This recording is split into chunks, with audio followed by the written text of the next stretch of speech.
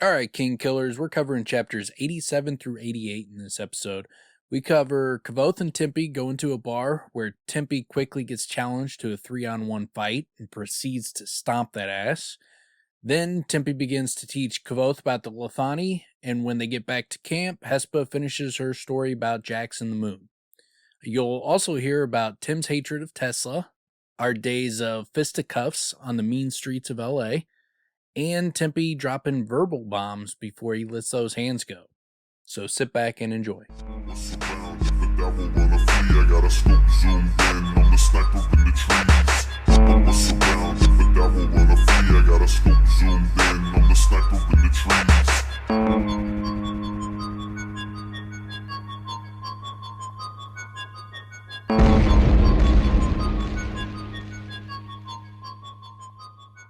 All right, welcome back to the Kingkiller podcast. I'm Dan. Got with me Tim, who's sporting his pro-Thomas Edison propaganda. Really says Tesla is a fraud who tried to rip off Edison. It's the opposite. I mean, it doesn't actually make a lot of claims, the shirt I am wearing, but it says Battle of the Currents, and it has Tesla versus Edison. And I believe the opposite of what you're saying, but I it just definitely kind doesn't. of assumed you were a big pro-Edison fan. Why? Just your personality. No, it's not. It's not at all. But yeah, okay. Thanks for that vote of disconfidence or whatever that. I like that would that that outfit that Tesla's wearing on that shirt. It's pretty snazzy. Looks like 1920s boxer. It looks like 1920s women's bathing suit is what it looks like. Yeah, it's a really, really handsome look. It's funny that guys boxing would wear shit like that. And I picture Tesla being like a big boxing guy. Yeah. That's what he's known for. Yeah, I'm pretty sure he was a thin son of a bitch, would be my guess. You know, not a lot of footage of dudes back then, but all the pictures I've seen of him, pretty thin dude. Not a big buff guy. Don't think he's getting a lot of. Plus, he's pretty much known for his mind. Yeah, he was not in a big brawler. Yeah, well, he was lightweight class. He was a featherweight. Yeah, Edison was Edison was kind of swinging with the heavyweights. You know, killing elephants and shit. So that's kind of pummeling them to death in front of crowds and being like, "Hey, see, that's Tesla. See what he does. See what he made me do." Yeah. Tesla's a great story. Really great thing that Edison would do. He was slaughtering elephants in front of crowds. Tesla's a big jerk. No, Edison was doing those things. Yeah, Tesla, what a jerk. But he was saying it was the alternating current. This is what comes of alternating current. Look. What? Do you want to slaughter baby elephants? And then people support Tesla. I'm not even sure it was baby. I think he was just slaughtering regular, elephants. And to this day, Elon Musk slaughters an elephant for every Tesla he makes. I think that's necessary. True. Don't fact check me on that. I'm fairly certain that's true, though. It's not necessary for the process. It's just he's into mythology. Yeah, he just, he loves the symbolism. Yeah, he likes to represent. Represent? Yeah. So he does it, like pulls a gold chain around his neck. Yeah. Represent. He says it every time. He's an OG, right? Yeah. Is that appropriate? Is that applicable here? Yeah, exactly. Super gangster.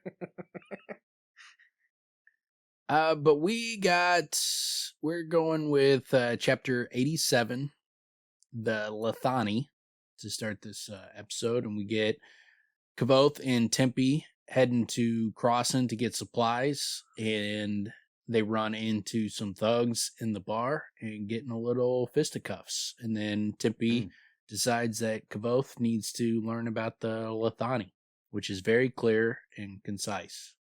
Yeah. It's great. The chapter is quite a big piece of illustration on the culture clash of the Adem, not just in terms of how they live and the language difference, but there is that, but there's also like you say with the Lethani, their way of looking at the world is very different, and it works in such a great way because there's a lot of comic relief in the chapter due to that, due to how he looks at that, yeah, like how the fight like gets set up and everything. Rothfuss does a great job of using or infusing a lot of comedic moments with Tempe because of the difference in language, you know, Yeah. and then also just how it comes across as brashness to the guys in the bar, but he's just being straightforward, right? Yeah. And what we end up finding out, which some of that is of the Lethani, some of it is not necessarily. But like you said, it's, well, you said the opposite, but it's not extraordinarily clear. It's very clear. But we get, at the very beginning, they're heading to Crossing, and as they're walking, it says, Tempe and I traded words back and forth. I learned the word for dream and smell and bone. I learned there were different words in Ademic for iron and sword iron.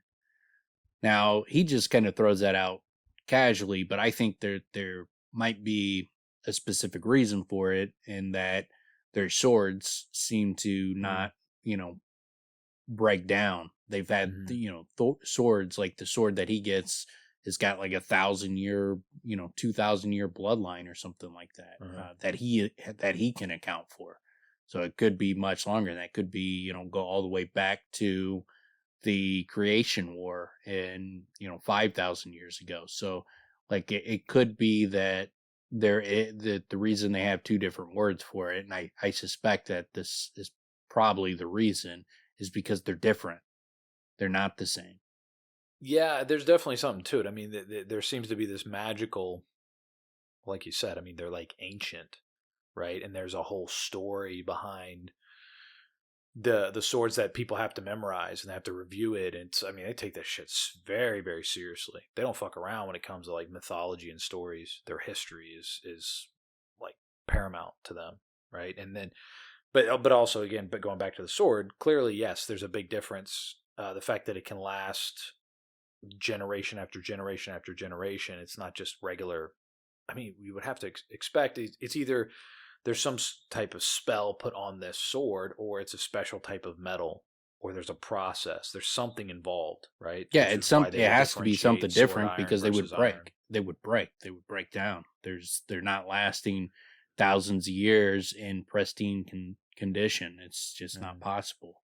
So like the metal would break down. So and especially with as heavy use as they get, they would be breaking swords. That would be a possibility. And like they're aghast at the idea when he's like, "What if it breaks?" And they're like, "What? What are you fucking talking about?" and so it's clearly there's something different about them. We don't know exactly what it is, but there is 100% something different about their swords, because it's impossible for those swords to just be standard iron and to be like that. What they are. Yeah, so I mean, basically, what you're saying is it's not like they're just differentiating one like green cabbage and Napa cabbage. It's these are two different. They're like different elements. Yeah. I was gonna say they're the same species of. They're both steel. They're both iron. Sorry, but one is completely different than another.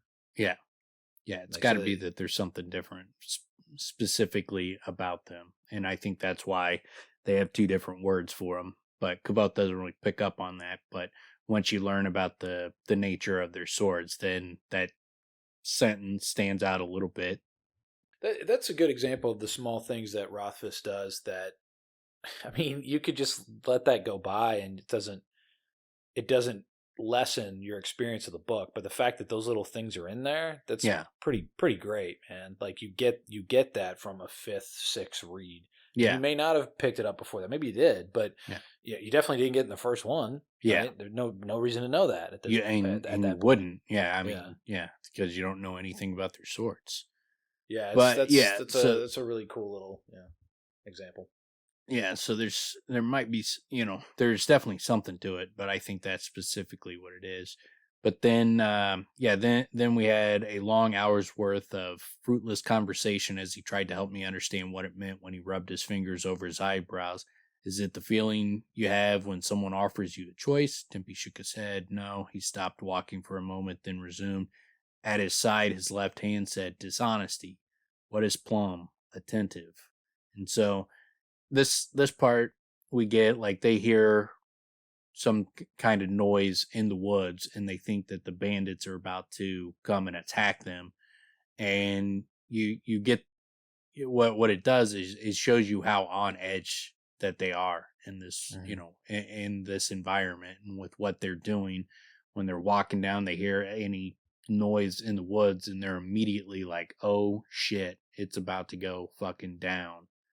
Well, what's funny about that is the way it begins, you get like a bit of an appreciation for just being able to walk without looking, right? Because they even point out that it meant a long day of walking, but not having to look for trail sign every step of the way made me feel like we were flying down the road.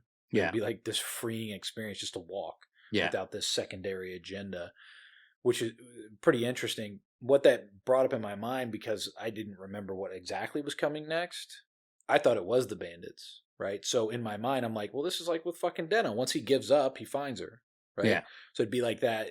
It's like it happens again. They stop looking, and of course, these guys are fucking there, right? But that's not what ends up happening. But it does, like you say, shows they're on edge. And then talk about being on edge, man. He like basically panics.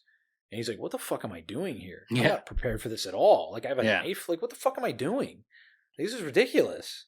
And I love that he goes as far as, like, think about his arrow catch. And he's like, dude, I would give anything to have that right now. Yeah. Like, of course, Kelvin was right. You could charge whatever you want. In these moments, it's like, it's an absolutely essential item, you know? I mean, it would be, massively, would change your panic experience, right? Yeah. Suddenly you're prepared rather than just being on your heels. Yeah, there would be the secondary market for those things. It would be massive. Like, anybody who's buying those, I mean, you'd be better off just reselling it and jacking up the price, and then going back and get, just to keep doing that. And you keep reselling it on the secondary market. Like, there's no way those things, are outside the university are going for, eight talents or whatever they sell them for. Yeah, it's funny. I remember when you mentioned that, just the economics of the situation, that would make total sense. They would just stock, whoever can get them would stock the shit out of them and then control the market, because it's not priced accurately in terms of the service that it provides. Yeah. Right. So that, it's a funny thing to like tease out in terms of the, it's not necessarily a misunderstanding, but it's the way it's presented in the book is one thing, and how it would actually be played out is most likely very much another. Yeah. Or I guess the aim versus the actual result of what we'd likely see. Yeah. Yeah. Yeah. They're too valuable to be sold at for a lower price than what the actual market will bear. I mean, they're gonna be sold for what they will bear. Same thing with books. Like, I mean, when books, become more rare, like, and you see them online and they stop making new ones, like the secondary market, the prices on those books explodes. Even though, the book originally sold for, say $20, and then you can buy that same book for $300 on the internet. Yeah. Yeah. When it's an active print and they're releasing it. Yeah, of course. Price is low. Yeah. Yeah. But when someone wants it and they can't get it with ease, well, then it's a collector's item. then that price is going to go up, and it's going to be resold for a massive profit. But yeah, and then so they I like too, though, like, he's like, I gestured to Tempe, acceptance, dishonesty, agreement. A plum is a sweet fruit, I said, straining my ears for telltale sounds from the surrounding trees. That's one of the benefits of hand talk, is clarity quickly. And it's not just making facial expressions, and you got to read. I mean, because you can make facial expressions and kind of read what someone's trying to get at, especially if you know them well. But with the benefit of the hand talk is you can expressly say exactly what you're trying to convey in a few hand movements. Mm-hmm. And so it's very, acceptance, dishonesty, agreement. Like, to say that with just facial expressions without any words, that's not an easy thing to get across. Whereas it's with the hand talk, it'd be much easier. So that exact point you're describing makes so much sense, that the A-Dim would look at everybody else as savages or dogs, because the ability to be articulate to such an accurate, I mean, in our world, you basically have to be able to speak right, to be able to really articulate your point as thoroughly as you possibly can. And especially, like you said, there's nonverbal cues, but unless you really, really know the person, you're extraordinarily limited, right? In that sense, you're quite limited. In that sense. Like if you want to show like someone's like saying something that you think is really stupid or annoying, like you got to like roll your eyes real hard, and like to get that eye roll perfected where you can convey to that person just how much disdain you have for what they said is not easy. You have to perfect the eye roll. And so that's one of the benefits of the hand talk, is you could just give them the middle finger and it gets the same message across, and you don't have to even use your eyes. Well, and then you also have the where you pantomime their voice, and you're just like,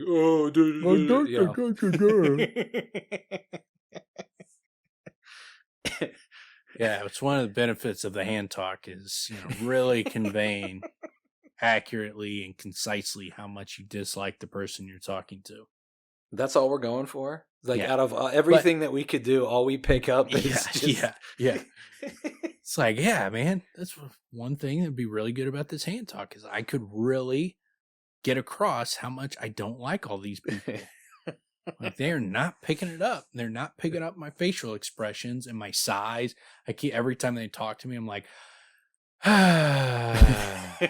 and they're not. They keep talking to me.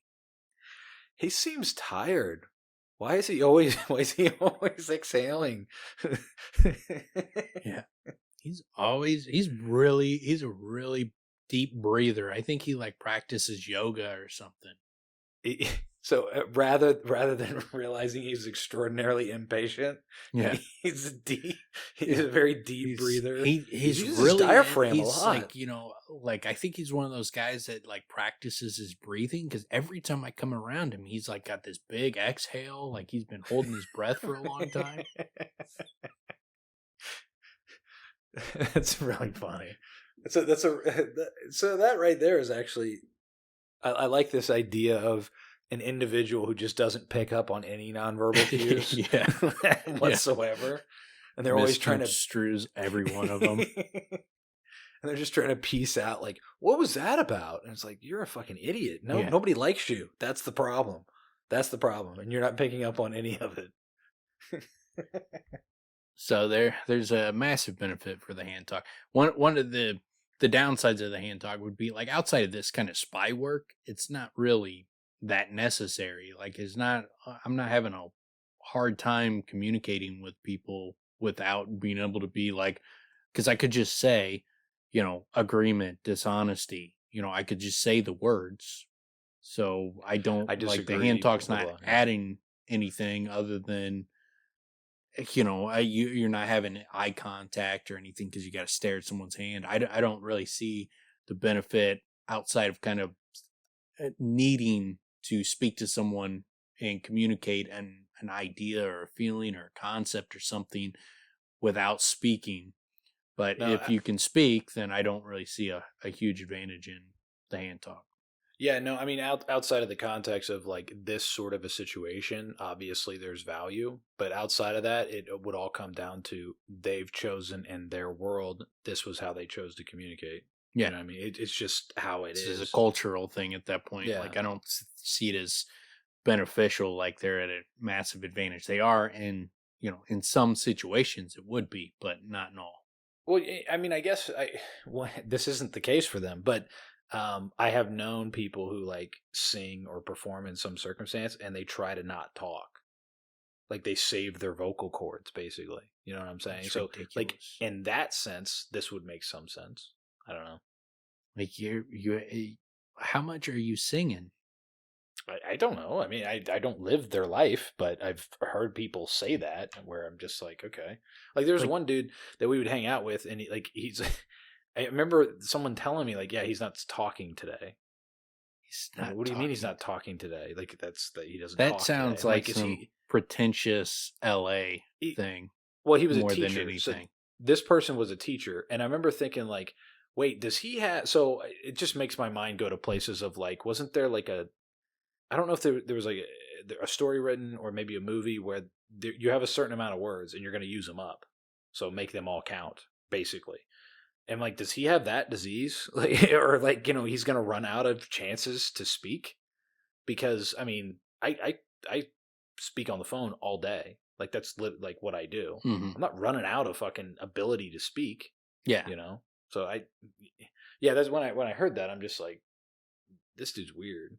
yeah. That's a It sounds strange like thing. some pretentious, thing where like I'm fucking big time. So like it's the only place going different parts of the country. The only place I encounter that specific sort of weirdness was in Los Angeles, and it is True. everywhere out there. True.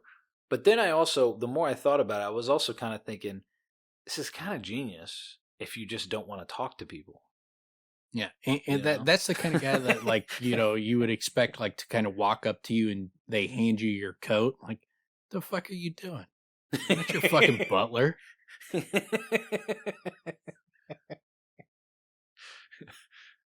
I thought you were going the other direction, like implying it's time to go. Yeah, no, yeah. Yeah, that's when you hand it back to them. Like, no, no, no, put that back on. Turn around, walk out the door. That's pretty funny. No, you're right though. The things I confronted living in LA, yeah, I definitely hadn't seen prior. Yeah, there's some there's some interesting personalities out there. But yeah, so they end up, they head back to, or they continue on and find out it's just some deer, and kind of feel foolish for how intense they took the situation, and they start heading to Crossing, and we hear Crossing wasn't much as far as towns go, 20 or 30 buildings with thick forest on every side. If it hadn't been the King's Highway, it probably wouldn't even have warranted a name. I always I never think of Crossing as a town until like I get back to this point. Like whenever I think back to this section, this Mhm. specific scene, I don't think of it as a town. I just think like in my mind I'm just picturing like some hole in the wall bar, Mhm. and half the time I remember it as being the Pennyworth, that it's not Hmm. different than the bar that they went to when they first were, we first encountered this group. Yeah, it's funny you mentioned that because the way that I never pictured it as a town either. What I've always pictured is basically just one of those situations where it's like it's just it's a crossing, which is called crossing. It's a crossing of like a couple major roads. So there's a fucking gas station. Mm-hmm. Like in this sense, there's a general store and a bar because this is where some people are. It is funny when we And get in the there. church is also a brewery. Yeah, yeah, it's like everything has two functions. And then it's funny when like even the dude that's fucking down the dumps for a multitude of reasons, but it's basically like, what the fuck are they all doing there? It's like they're not making any money. It's you know what I'm saying. It's like they're all stuck in this area that doesn't make a whole lot of sense to populate. Yet here they all sit. Well, they explain it. They explain it pretty well because you get that it's the N. It's the Laughing Moon was barely a third the size of the Pennyworth. It was still several steps above what you'd expect for a town like this. It's 2 stories tall with 3 private rooms and a bathhouse. Large hand painted sign showed a gibbous moon wearing a waistcoat, Gibbous. holding his belly while it rocked with laughter. But when they get there and he asks the guy, like, where is everybody? Then the guy informs him that this is like the last stop before you head into the shit. And so if you're going to pick Where up the eld gets real thick. supplies or crew or anything, this is where you got to go. So that's what this town's economy is built on, is we're the last fucking stop before you head into the thick of the woods. It's only going to get more dangerous and more hairy, and the further you go from here. So whatever you need, you better get now. Yeah, that makes sense. And then that would even make sense. Going back on what I said, but it would make sense for these types of guys because they would serve the purpose of you're going out there, you're going to need some hands with you, right? Yeah, Some it's largely protection what or it seems something, like their economy is built upon. Is it's mercenaries coming out here to be hired to escort whoever to go through the Eld is largely what it is. And you got the supply stores so people could pick up supplies on their way out and stuff like that. So that's largely, it seems like, what this, whole town is built upon. Because otherwise, like, what the fuck are you doing? Like, you could have some farms and be a little bit self-sufficient, but as far as like your economy and how you would work within the confines of the environment you set yourself up in, it would mainly be that you're the last stop shop plus a place where mercenaries can come in and get work and stuff like that. So your clientele, a lot of them are mercenaries, and then the mercenaries are also going there to get hired for jobs. So kind of it makes sense that they would build this kind of ecosystem would build out of being the last place before you head into the thick of the woods.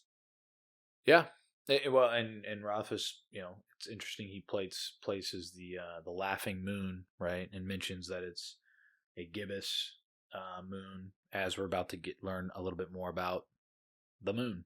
Yeah. Right. So he's kind of like peppering that in, and you just, I think you had like a Freudian slip there, where you're thinking about how the hairiness. You're about to get in the hairiness. The hairiness? Oh wait, that was from the last chapter. The hairy balls that the mayor's looking at. How he studied the hairy balls to make decisions. Yeah. Like he looks at hairy balls like people look at what do you call them? The 8-ball. Yeah. The magic 8-ball. He shakes them. He makes his decision. He shakes them, and however many hairs fall off. Like that's how he makes his decisions. He goes by like shape and looking into. Jesus. Whoever the most hairs that fall off, they get the job as leader. It's a bad system. It's not a very intelligent way to make choices. But that's his thing, and it's worked for him. It actually doesn't surprise me that I mixed up Daydan and this dude. That's just challenges Tempi. Yeah, and their personalities kind of overlap in a number of ways. And then you get also that I brought my loot that morning, hoping I might be able to play in exchange for a bit of lunch, but that was just an excuse. I was desperate for any excuse to play. My enforced silence was wearing on me as much as Daydan's muttering.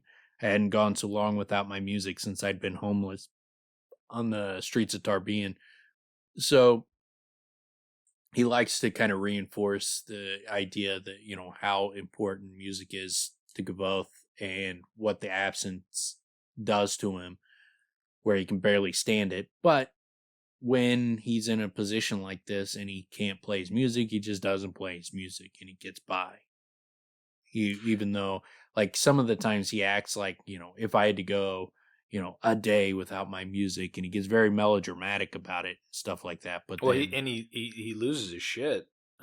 He starts to lose it at the university, right? Like, it was the thing that held him when together. He thought he lost. Yeah, when he thought his loot was stolen from him and that kind of stuff. But he gets by, but you could see where if it was a situation where he permanently lost it, or he lost it for a really long stretch, it would be devastating for him. I think a big part of what, and this could just be thinking too much into it, but I think a big part of why Rothfuss does also mention it here is we haven't heard anything about it in a while, and we are going to come into Florian where his music does play a big role again, but he's already built enough that we believe in what Kvothe is able to do and all that. But it has been a stretch. I've been forgetting that he has his loot case with him. You know, he mentions it here and there, but you almost, when he mentioned it, one of the previous chapters that he's walking, or I guess no, it was here that he's walking with the loot case. It's like I pictured it, like I had to like picture it in my own mind, where it's like, oh yeah, I forgot that he is still walking with this thing, still carrying it around, and has no utility from it. Yeah, You know, which is a little bit strange. I mean, again, we know enough about it that it makes sense that he is, but it's still just a little bit strange that he's continuously carrying around with no use from it. but yeah, he definitely wouldn't just like leave it. He's bringing that shit. Like there's one thing, he'd bring that over before he'd bring a cloak. And he's not leaving his loot anywhere. Well, and the case saved his life in Junpui, right? Wasn't that a thing? On the boat on the way to event. When and I know he makes a choice consciously that it didn't make sense to play anything in the bar because it's a bar waiting for fights. But I think he missed an opportunity to serenade these guys. Yeah, huge loss. To bust out, some I would open with a ballad, just go hard against all these grizzled mercenaries. Yeah, like 80s rock ballad. No, I'm thinking like Lionel Richie. What's the song? The Hello, is it me you're looking for? I think like totally just fucking like belt that out a cappella. I don't even play the lute. I don't know how well that would play in this crowd. Exactly. That's why I want it. But I want extreme awkwardness with this group. But like an 80s rock ballad, that could work. Yeah, I was going oil and vinegar. Or oil and water, whatever. That's what I was going for. Trying to think of like a good rock ballad. Like what would be like Thunderstruck for these guys. Thunderstruck, yeah, that's kind of a 90s song. But the what was like the Guns N' Roses? What were some of their Sweet Child of Mine? Yeah, that's got a great guitar riff. Something like that. Yeah, that might actually still be 90s though. You were saying 80s. That might still be 90s if you're trying to stick with the 80s. Maybe some Chicago. That might even be 70s. I can't even think of like what was Guns N' Roses. Old Foghat. Knocking on Heaven's Door. November Rain. Oh, Paradise City. Yeah, Paradise City. That would be. That's like Guns N' Roses. Or Welcome to the. Yeah, it is. Welcome to the Jungle is Guns N' Roses. Paradise City. Take me down to the Paradise City. Oh yeah, I guess that is Guns N' Roses. And the girls are pretty. Yeah, if he sang that song. Yeah, that's definitely Axl Rose shit. Yeah, 100%. Can't believe I doubted that. Yeah, if he sang that song, that would fucking blow some nips off in this bar. But they'd be spellbound immediately. Like, what the fuck is this? This is the greatest. I never knew. Like, this encompasses my entire life. This is who I am. So I think, like this guy represents the room, obviously, but he's such a fucking prick too to Kvothe. He's a son of a bitch. Yeah, that would be great. Just fucking bust it right in his face. But then he's fucking swinging around, singing, screaming Axl Rose shit. Yeah, love it. We get told that they're down to 8. The total came to 8 silver bits from the mayor's rapidly thinning purse. So he does a good job of, again, just establishing that time is starting to wear thin. They're running. They've been searching for a long time. The having to go back and get supplies, starting to dwindle their purse. So they're kind of getting down to the end of the road here, where if they don't find these guys soon, they're just going to have to head back. So it's definitely setting up the tension of now. It's now or never. We have to find these guys now. We don't have enough time to just keep fucking around. Well, it's not going to work. And we know the tension has been building as well. I mean, it's Yeah, their building and then patience resolved. is starting to fray. Yeah. Yeah, I mean, and the way it's been resolved is like Tempe saying some funny shit Yeah. inadvertently, like, so these are like just luck of the fucking just. Well, random even that lucky though, like, I moments. mean, he's like, that calmed it for that night, but then the next day, Yeah. Hespe and Dedan were back at each other's throat. And the same thing happens right after this. Or wait, Yeah. is it the next chapter? Yeah, yeah. And it just keeps going back. It's like, yeah, it's definitely reaching that boiling point. But Yeah, yeah, and running out then of money is going to be a surefire way for that to happen as well. so they walk in and it's, the room quieted when we open the door. At first, I hope the customers were glad to see a musician. Then I saw their eyes were all for Tempe and his tight mercenary reds. And Tempe, he gets a beer and a small whiskey, good whiskey. Like, Tempe, I could hang with this dude. This dude Yeah. seems like my type of fucking guy. Well, he's not a big talker, so he's not gonna fucking jabber my ear off. It's like a beer and a whiskey. Yeah, that's that would be my order as well. It's a good And order. I he's like he's it. big on, he fucking loves women, and I'd be like, yeah, I can hang at a bar with this guy.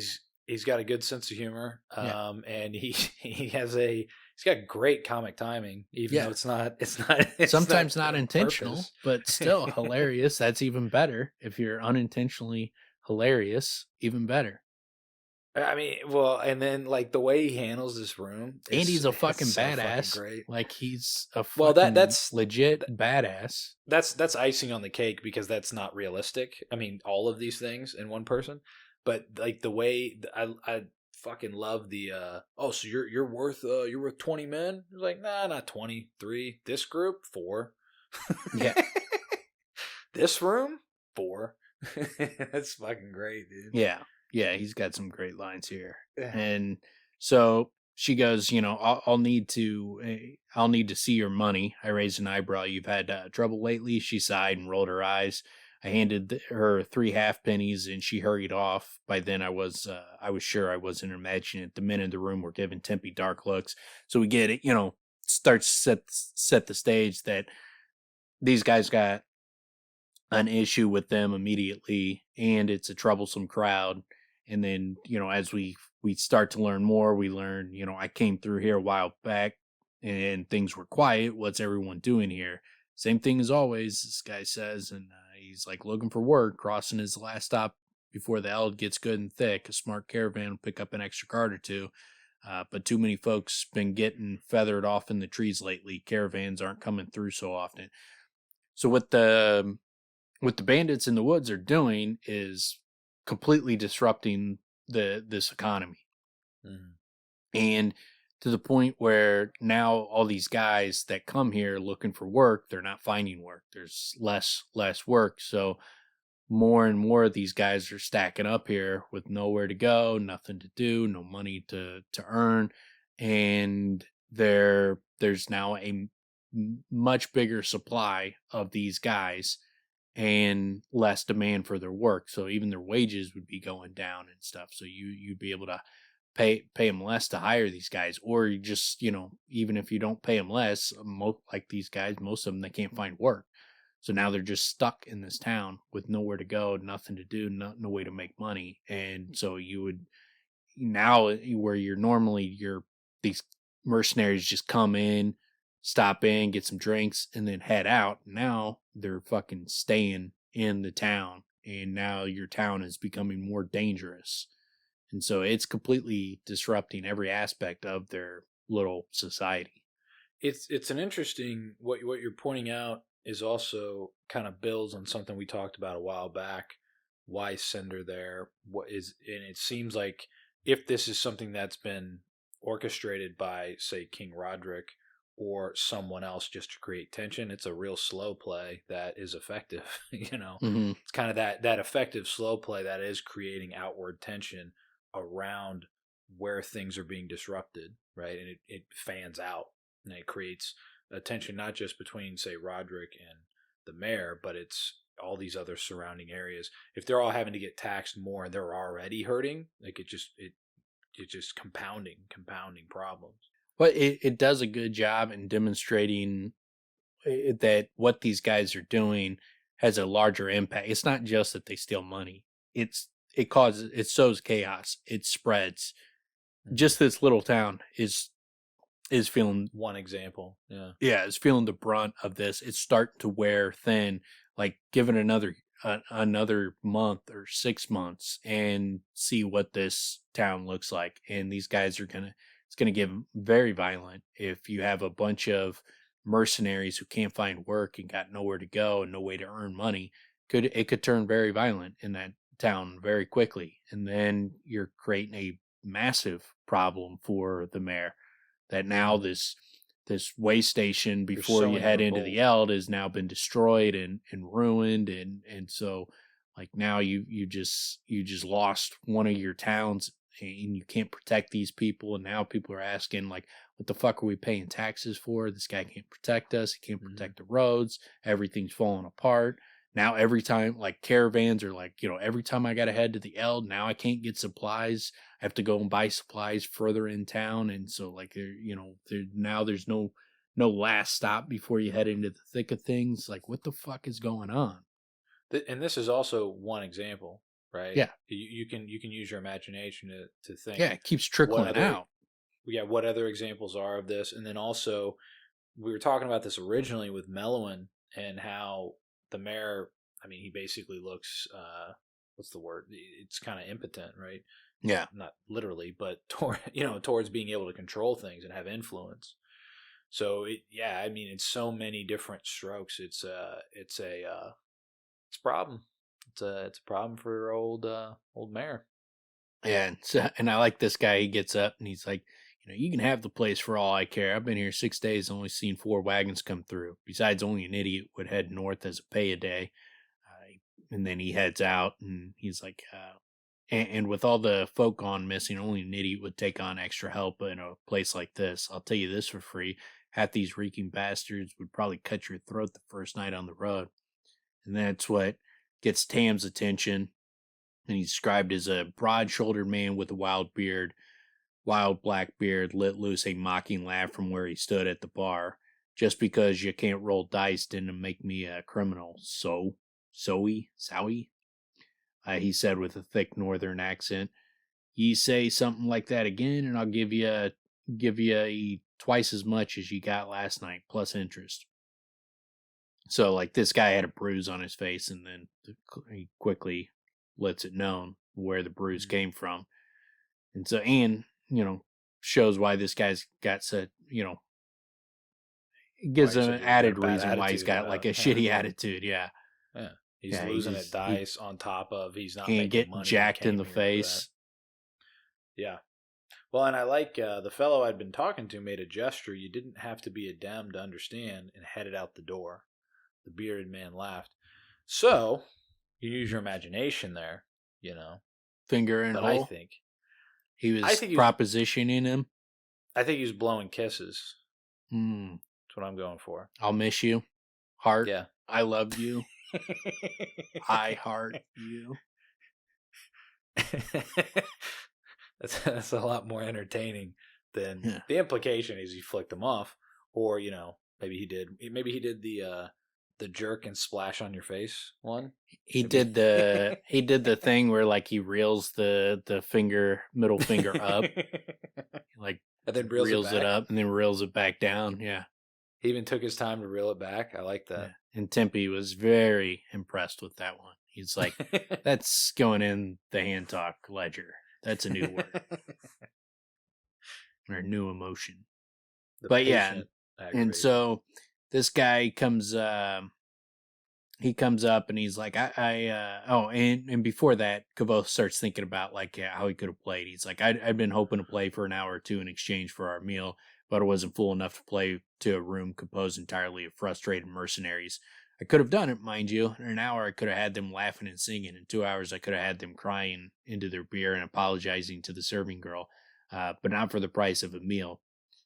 I love that fucking cocky swagger that he has. I like the confidence, the self-assuredness that he has. It's a good quality to have, and it's because it's not foolish. like he's more than likely correct. He probably could have fucking spun this crowd around with his music. Yeah, he has a reason to be very confident. Yeah, it's not just that he's tremendous. We've seen enough where it seems like he has powers. Yeah, it's not like he was like confident, like I'm gonna be a badass leader of this group in the woods, because he has no experience in it. But like when it comes to his music and that kind of stuff, he should be confident in it because he's a fucking badass. Yeah. So I like that. I like that fucking cocky swagger. I think not a lot of people, but people who dislike Kvothe or he's not their favorite. I think large part of it is that they don't like that confident, cocky swagger, which I love that shit. I mean, that's those are my kind of people.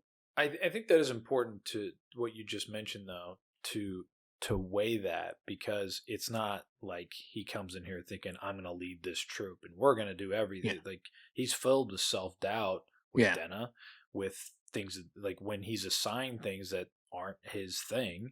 Yeah. Like he sucks at what is it Sim does? Alchemy. He's terrible. Yeah. He doesn't know what the fuck he's talking about. So there are things that he doesn't thrive at. The things that he does thrive at, he is super confident because he can. And the major thing is music. And he has it. And he's always had it.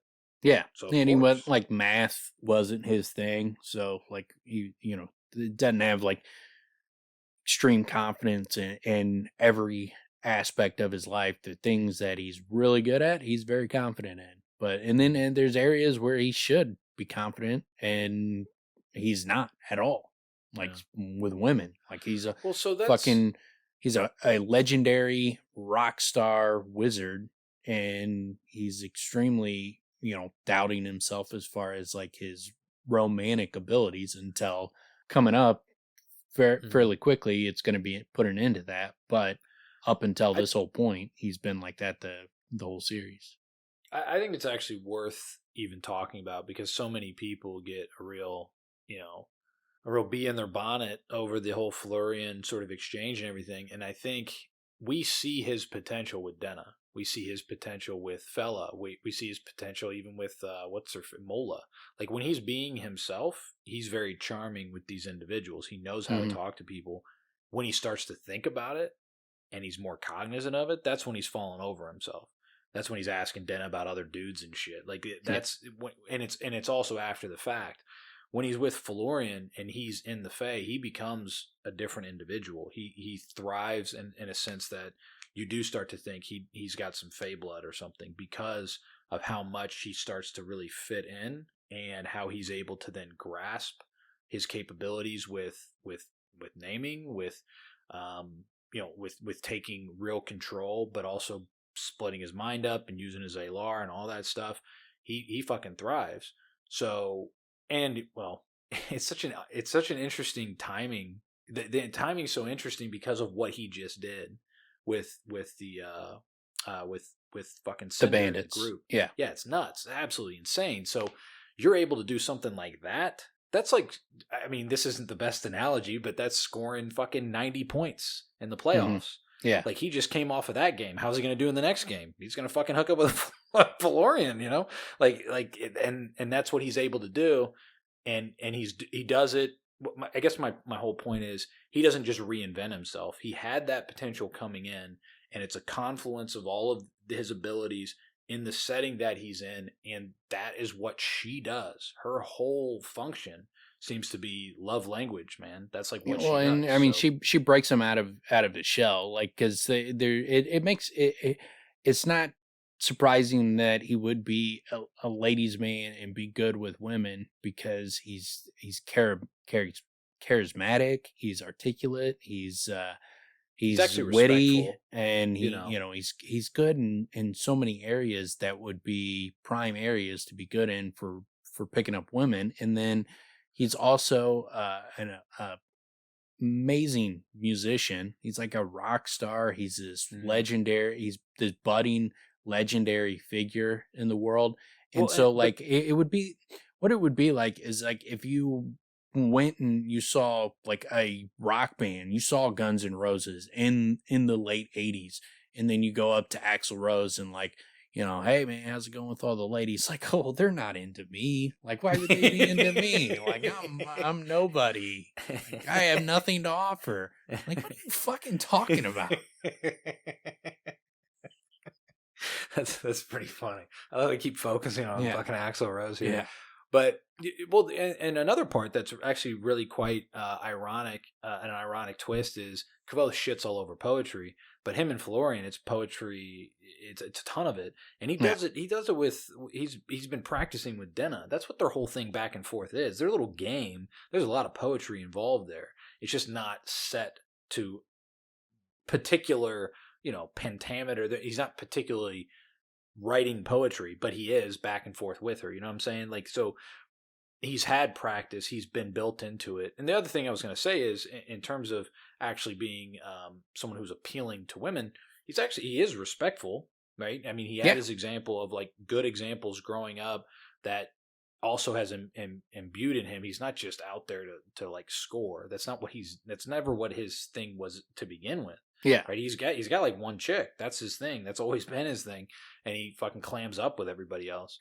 Yeah, but you're going to run into a segment of the population, just period, that is not going to like cocky young dudes because I understand. They don't, because of, shit that's happened in their lives or just their personality. They just don't, they clash with that kind of personality, or they had bad experiences growing up with, the cocky fucking kid in school picked on them or was mean to them, or, would get the girls that they like and was a dick to those girls. And so they got this natural built up animosity towards that personality trait.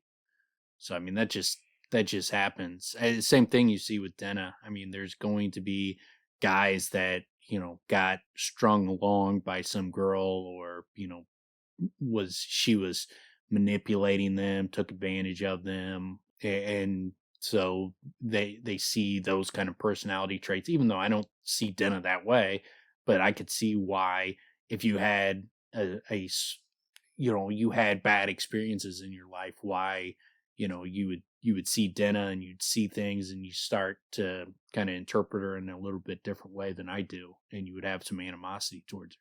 So, I mean, it's just natural. Like the characters have very distinct personalities and they're not planned. And so it's going to rub some people the wrong way just because, it's human nature. You're not going to get along with everybody. So, yeah, I mean, granted, I understand that as well. It is something that I feel an argument needs to be made, only because I see it asserted so often.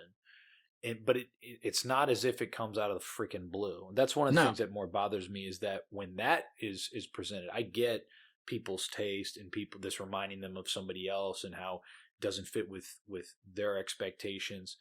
I mean, I would still be able to argue, wouldn't you rather be that dude?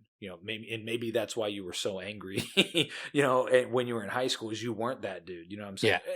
Yeah. Not to paint that too broadly, but then also, but again, to go back to what I was saying, is that circumstance of, I've just seen arguments where it's like, well, he goes into the Fae and he comes out and now he's this new dude. Well, yeah, he had that experience and now he sees things in a completely different light.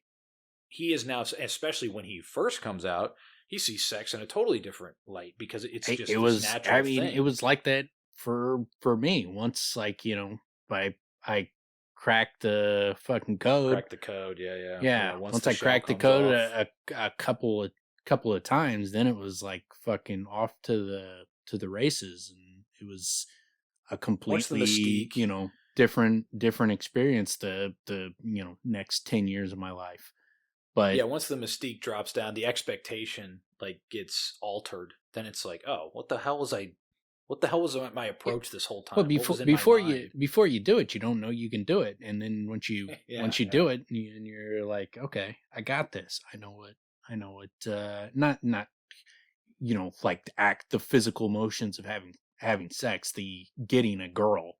Like, if you haven't gotten a girl, like you are not going to have the confidence that you can get a girl. You have to. I think it's a Seinfeld reference, and it's so great. Where it's like when rocket scientists sit around, because I was going to say it's not fucking rocket science. You eventually realize that But It's what do not rocket talking to a scientists? girl. Yeah, what do rocket scientists sit around saying? Well, look, I mean, we're just doing rocket science. We're not talking to girls here. Yeah, We're not trying to talk to a girl here. yeah, And all the rocket yeah. So scientists listening are fucking pissed. Like, oh, I can get a girl. Fuck you. yeah.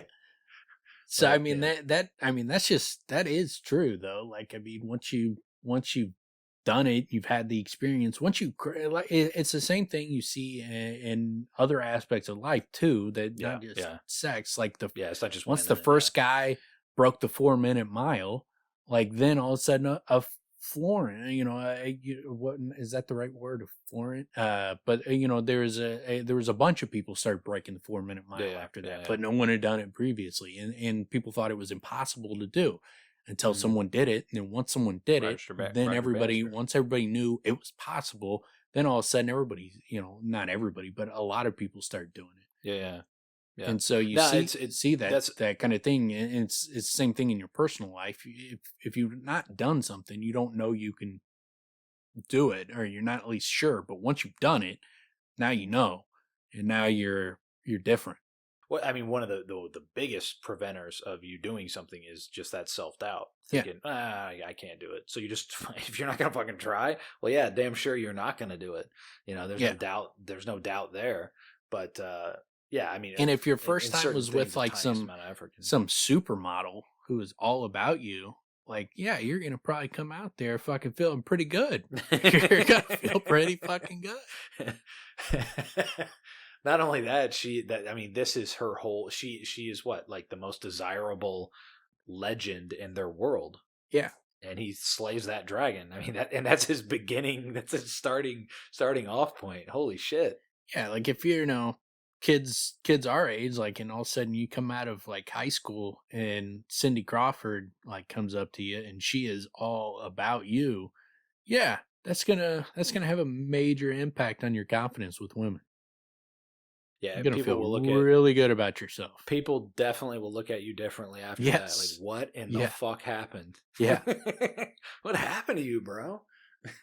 I mean, it would have a cascading effect. Like girls would see you with Cindy Crawford, and they'd be like, "What the fuck's going?" It's the Pete Davidson effect. Like that guy, he got one fucking girl, and then it was like, well, how the fuck did he end up with her? And then he got another and another, and now it's just like it just keeps happening. Yeah, that's a good example. Yeah, yeah, Pete Davidson effect. Yeah, Yeah. I mean, you're with one, you can get with another. And so, yeah, people are like, how does he keep getting what he was confident he could do it, and then he did it, and now he knows he can do it, and he just keeps doing it. That's why. Well, and I mean, one of the biggest things is the hottest women, many times they're the ones getting hit on in the first place. It's just not happening because not enough dudes have confidence that they can. So it just doesn't. They're basically like walking around. Well, shit, man, am I not as hot as I thought I was? Like, no, you are. That's a bit of it's a bit of a myth. Like, I mean, hot girls get hit on all the fucking time. Well, women, period, yes. But I have heard that from that's not what happens. It's what happens. I've heard is that from super attractive women. Yeah, I know, but they're full of shit. Like they're getting hit on constantly. Like, but the what is happening is they're not getting approached confidently. They're getting approached where they're it's like a deer fucking approaching a fucking lion. I will give an example of the context that I'm coming from is girl in a group of girls, and she's always like, well, my friends are the ones getting hit on. And it's like, well, yes, that's easier for the guy. That's why he's doing it. He can gradually get closer and closer, but that's where he's starting. It's an easier, it's less, it's less of a risk for the dude. It's that simple, So that's what he's going. That's where he's going. But yeah, which is understandable. That's a confidence thing, but But that's what we're really talking about. That's why I brought attractive it up, women are getting hit on. Like the idea that they're not is like, get the fuck out of here. I see what happens when a hot girl walks into a bar. I see it with my own two eyes. And you're telling me you don't experience this? I don't believe it because it happens every single time. Every single time. She got to the point that everyone looks at me always. I just think that's what happens to everyone. Yeah. Yeah. It's Doesn't like everyone always stare at you? it's like, man, like girls walk into bars, every guy turns, they buy him drinks, like, but yeah, no one is coming up and approaching me and asking me out to dinner. It's like, okay. But yeah, and then so we get Tam walking up to Kvothe and Tempe. He would approach a woman with a ton of confidence. He Who, would feel Tam? very good about himself walking up. I thought the description of him walking up was very much a description of you. I thought it was very much so. And let me make sure I Really, get the you're just thinking because like big, fucking no tough as shit, no no no intimidating, no no no just like a physical presence. no theatrical I got you. casualness. You don't have to say anything else. See, I you got know, I you. do. I The definitely physical do. presence, got you. Casual, confident, Theatrical, totally got you. sauntered with theatrical casualness over to our table. So looking like you don't even like you don't really know how to walk, but you're trying real hard. The cyborg basically move that you like to do. He smiled a wide, insincere smile.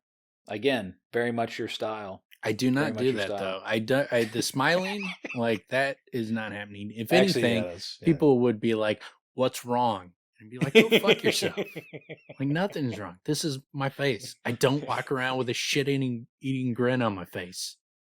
That's really funny. I've gotten that. Well, in my youth, much more so than now. People don't bother me as much. But yeah, I definitely used to get that a lot. Where it's like, "What's wrong? Why don't you smile?" Where it's like, "Fucking shit, man! Like this is Like just what I I look was like. I was in a I'm not perfectly mad." good mood, but now I Yeah, don't like you. yeah, yeah. You seem That was annoying. always fun. Like you seem like you're gonna fucking tell me happy Monday and fucking be super annoying. Yeah, well, and I've thought of that as well. That's a good way of that individual showing like, we're not gonna mesh well. So No. thanks for letting me know. Thanks for letting me know Yeah. really quickly that Yeah. this is not gonna work out between the two of us. I'll spend my my energies elsewhere. But yeah, so Tam comes up and immediately is like talking shit. I love that, he's like asks, what are you guys doing in town?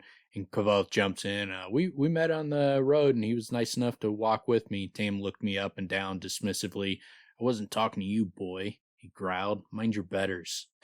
Like, Fucking dick. yeah. Motherfucker, dude. Yeah. I don't think anyone's ever. Actually, I'm very confident no one's ever said "mind your betters" to me. But No. man, I would want to kill someone. Yeah. Holy shit. That's so fucking disrespectful. Yeah, and then you get I always wondered EA Dim, how much does one of you fancy lads make?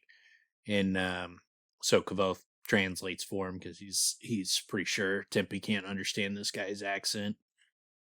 And Tempe says, complicated. And he's like, what? He asks, what if you were hired to guard a caravan? How much would you charge a day? 2 jots, Tempe shrugged. 3. Or he asked, 2 jots? Tempe shrugged. 3. Tam gave a showy laugh, loud enough that I could smell his breath. I'd expected it to stink, but it didn't. It smelled like cider, sweet and mulling spices. You hear that, boys? He shouted over his shoulder, 3 jots a day. And he can hardly talk. It's like, you can hardly talk. What are you talking about? Remind me of like some lady I talked to on the phone who's from Louisiana and had like a super thick Louisiana accent. And she goes to me, she's like, where are you from? You talk funny. It's like, what? I like, yeah, every now and then I'll talk to somebody on the phone and it's just like, man, like you haven't talked to anyone in a long time, have you? Like I'm just picturing this person on a fucking rocking chair on a porch in fucking South Carolina or some shit, I don't know. Where it's like literally the draw is so thick where it's like, damn, dude, like you really haven't talked to someone like period in days or maybe weeks. because it was. I just remember it's like If I go thick. back home for a period of time and then I go to another state, I get it constantly. Like, like, where are you from? Like, immediately they pick up that I have an accent. So clearly, like, if I'm around, people from home, then people are gonna bring up my accent. After a while, I guess I'll slip back into it. But if I'm gone for a while, I start getting it less and less. I still will every now and again, but not a lot. Pretty rare that I ever get anything. I mean, I speak so articulately, and They just think really, you're really, stupid and they don't want to embarrass you. Actually, I mean, the instances that's good. You like that? Yeah. Yeah, That's exactly. great timing. See? Exactly. Perfect timing. Perfect. So fucking perfect. That's The why they don't instances- ask you. The most recent examples I can think of is typically alcohol. If alcohol is related, there will be a bit of a draw. But I mean, that kind of happens for everybody. But you get lazy, But it's funny you mention that, because if you do start to hang around people that like you grew up with, and you're sort of in that area, in that space, you start to pick up a little bit. Like your ear starts to, you just start to say, things a little bit differently, I guess. Yeah, you start talking how the people around you talk to an extent. To some extent, not completely. I never say warsh. Not going to happen. Never going to say warsh. That's my dad, for some reason, is washing machine. Washing machine. I haven't heard that one. It's a weird one. One. But people say it. Anytime I hear anyone say it, it just fucking...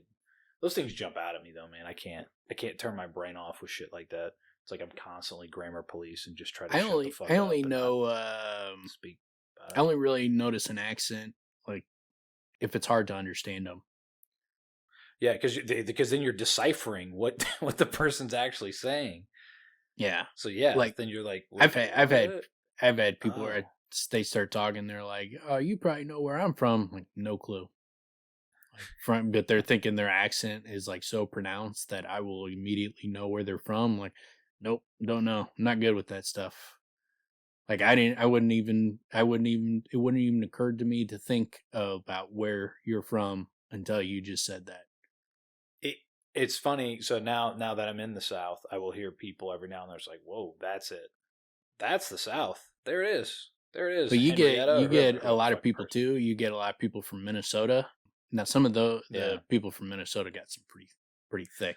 Minnesota, Canada. It's like it's basically the same. In many ways, where you're just like, whoa, okay, yep, hitting all those O's and O's and whatever. Yeah, they all sound like soccer, like a mom like that bakes a lot of cookies and stuff. Like, is what I always expect out of that accent. What? Like a real, like, a good like mom that would like do all your laundry and make you cookies every night. Keep that's what when I hear that accent, I don't know why. Cozy. It just makes me think of like someone who's really extra nice, and even if it's fake, but they're super nice and they make you cookies and do your laundry. It does sound accommodating. Yeah. I mean, I think about Fargo. That's what comes to my mind. Very polite and a lot of murder. Well, murder with very odd circumstances. Yeah. But yeah, so then we get, they start arguing back and forth, and he's like, most of us get a penny a day when we get work at all. I get 2 because I'm good with horses and can lift up the back of a wagon if I need to. Rolled his broad shoulders. Are you worth 20 men in a fight? 20? He looked around appraisingly. No, 4. He waved for his spread of his hand back and forth uncertainly. 5. Love that shit. Like he's just being so matter of fact. He's like, 20? No, like 4, 5. 5 of you guys. I love so much that he assesses the room. Yeah, that's fucking fantastic. Yeah, it's such a great just because Tam's a big dude. Like when he snaps here at Kvothe, when Kvothe starts to interrupt him again, and he's like, "Boy, you interrupt me again, I'll knock your teeth right out." He said it without any particular emphasis, as if he were letting me know that if I jumped into the river, I was bound to get wet. Like, when you're fucking with a guy like that, like, you better be prepared to, like, you're gonna get in a serious fucking fight. Like, he's not fucking around. So, like, if you don't want to fight him, you're gonna have to back down, because he's definitely ready to fucking fight. This very much gives me the we've talked about it a couple times the last couple episodes, ironically enough, but the Western feel.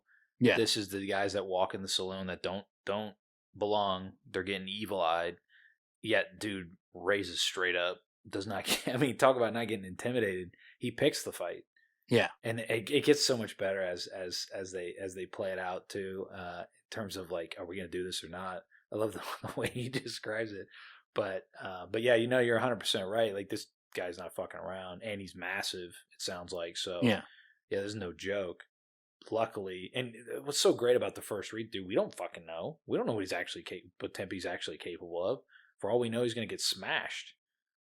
Yeah. I mean, when we learn real quick, he's capable. Like, he's like, what makes you think you're worth 3 jots a day? And Tempe says, who buys me buys this and this. Pointed to the hilt of his sword, and this. He tapped a leather strap that bound his distinctive 8M reds tightly to his chest. So and then the big man slapped the table hard with the flat of his hand. So that's the secret? I need to get me a red shirt? That brought a chuckle from the room. Tempe shook his head, said no. He says, are you saying I'm not good enough to wear a fancy red shirt like yours? Tempe nodded easily. Yes, you are not good enough. Such a fucking great fucking line. Because like I've said, I mean, this is a dude that he's not joking. This is a guy that will fucking fight you. And so, like, if you're going to shit talk him, you're going to get in a fight. Yeah. You're going to you either back down or you get in a fight. Those are your two options with a guy like this. I love the yes, you're not good enough. I wanted to hear, like, yes, you suck, your words. Yeah, you said exactly. It. You said it. Nailed it. Exactly what I'm feeling. 100%. Exactly. It's not just... I didn't have the words until you said them, and then I was like, yes, that's exactly it. You are not good enough. And that's not even how I'm feeling. That's just reality in itself. Yeah. You can't. Yeah. You're not good enough. You won't qualify. You're a fucking chump. I couldn't. But that's what I couldn't you have said it more concisely. You, like, the perfect amount of words. Yes, you are not good enough. Perfect. I would have said so many words, tried to placate your ego, but you said it perfectly. Definitely not good enough. Good job. Well done. Yeah. Was it Tam? Wait. Yeah. That's your name? Oh, okay. Hey, I'll give you. You're not good enough to do what I do, but you are very good at describing your lack of ability.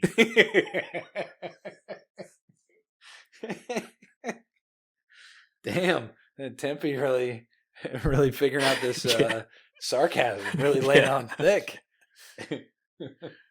And Tam grinned madly. What if I said your mother was a whore? The room grew quiet. Tempe turned to look at me, curiosity. What is whore? He says your mother is a person men pay money to have sex with. Tempe turned back to the mercenary and nodded graciously. You are very kind. I thank you. That's so fucking great. So again, one of the great examples of the cultural differences. And so you're saying my mother's really desired and good at sex. Thank you. Well, thank you so much. Yeah. It's very nice of you. Yes. And they would pay for sex when she would do it for free. That is so nice of you to say that about her. She was that good. Damn. Yeah. Okay. Oh. But and this is something you don't pick up on until later on. So, like, after you don't understand exactly what's going on here. You think he's being a smartass. And he's just fucking with this dude. But no, he just happens to be hitting on the earnestness of this culture and the cultural differences. That's funny. I'm glad you mentioned that, because it is one of those things that I didn't remember that. I mean, I do when it's pointed out, but it didn't it didn't jump out at my mind in this circumstance because I already know it. Yeah. It's just one of those benefits of the read through is you're in on the joke, right? Yeah. But yeah, it's either way, tremendous Yeah. response. Yeah. That's why it's written so well, is because if you think it's Tempe being sarcastic, it's still funny. And if you know it is him being earnest, it's even funnier. Well, so that's one of the genius things that I think Rothfuss does within the chapter, because he takes it much further when the confusion over "Watch My Back," right? It's Yeah. oh, so he actually knows a lot more, because in Kavoth's mind, he's like, wow, he knows sarcasm. He's starting to pick up idioms. It's Yeah. like, no, he doesn't know any of these fucking things. This is just the cultural differences showing, which you're not aware of yet. Yeah, it's great. He's Perfect teaching fitting. the cultural differences. You're starting to learn more about their culture, but you're learning it in a way where you don't even realize it because you think he's just being fucking funny. Yeah. And Well, you can't really you just don't understand like his personality and why he would be saying that. If you don't think he's being funny, you wouldn't understand like why he would take that as a compliment. Well, and that's what's so great about it is Kavoth's in the same position we're in, right?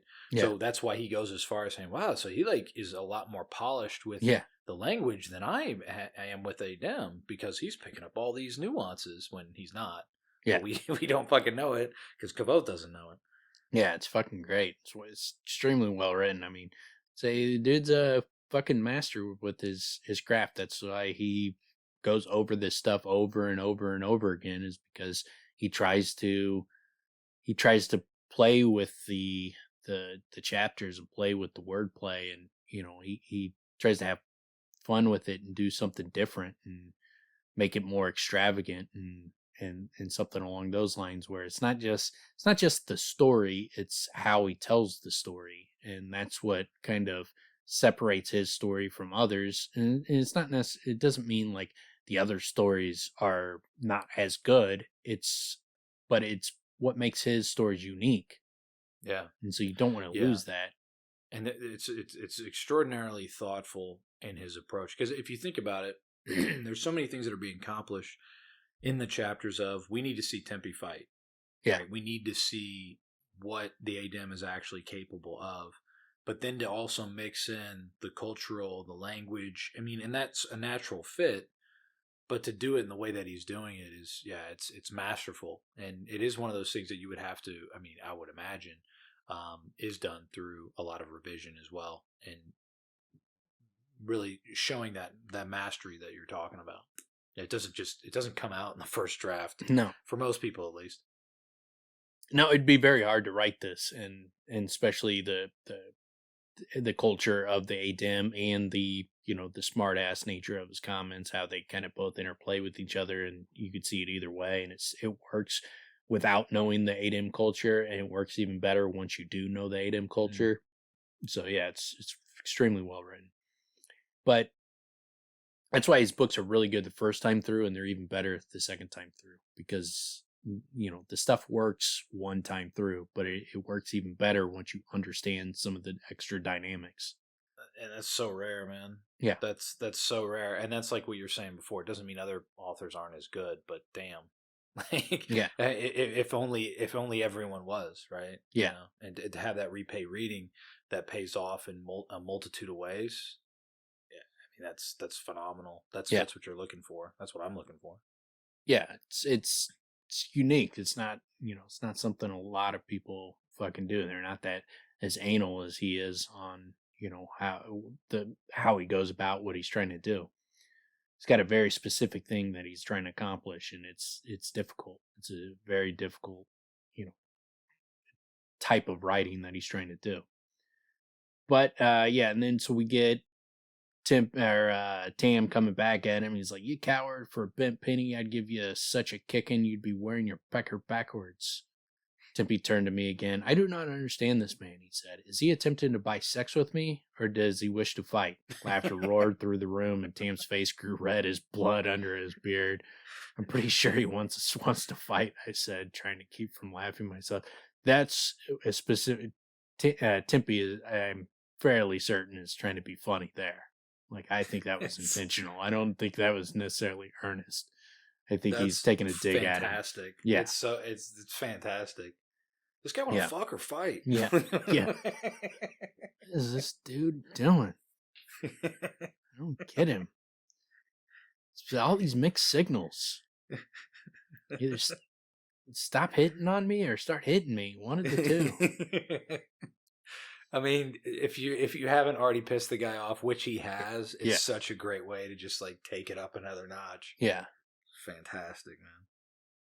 It reminds me of like one time when someone was like, call me a bitch one more time and see what I do. And I was like, fuck you, you pussy ass little weak bitch. And then he didn't do nothing. He was like, call me a bitch one more time. I was like, how many times do I call your bitch as a bitch? It's like, go ahead and do something, dude. Go fucking do shit. I'm guessing that was in Los Angeles. Yeah, 100%. 100%. Yeah. Some fucking dude mouthing off at a bar and thought thought that was going to be something that would shut me down instead of amp it up, where now I'm going to make you look like a fucking fool because you're not going to do shit. And if you do, it's not going to go the way you think it's going to go. Or it probably is, which is why you're not going to do shit. that was a really funny cultural difference, since we're talking about cultural differences, was leaving the Midwest, going to Los Angeles and being like, so wait, so dudes will yell and do all that what you just talked about, yet not fight. Yeah. Well, that's weird. Or some dude like fucking push me or something, and like I just hauled off and fucking smoked him, and then he was like, dude, what the fuck? I was like, are we not fighting? Like, what are we doing here? Like, what is the push? Like, what did you think the response was going to be?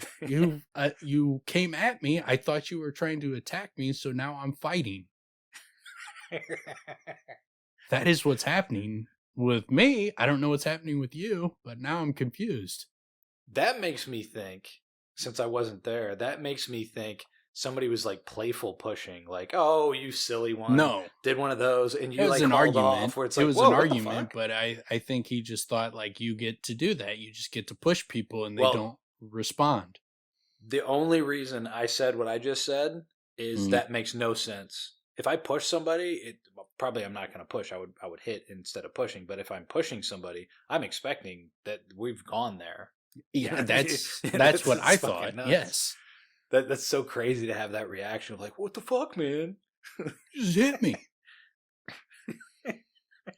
Yes, I did. Yeah, that's what planning on continuing to do this. If that first one didn't do enough, then yeah, this is going to continue. But yeah, so Tempi turned to me, he says that, and then he's like, Tempi said, why does he not say? Why all of this? He flicked his fingers back and forth and gave me a quizzical look. Pouncing around, I suggested. And then Tempi tells him, go find others to fight with you. Bring enough women to feel safe. Good? And that's another one of those great examples where you think he's shit talking there, but he is being earnest there, because to him the women are the better fighters, and so he is telling them, you can get the best fighters you can get all the women you need. Well, and then he does end that with Kvothe saying, "My brief moment of relaxation evaporated as Tempi turned back to Kvothe. Exasperation thick in his voice. You people are always talk." Where it's basically, that's when you get the impression that this happens quite a bit, where people just back down from him, but they say a lot of shit about that is very much like that money? Fucking LA shit, where it was like, you guys are all fucking talk. What you guys do is fucking run your mouth. That was really, dude, that was such a weird thing to witness.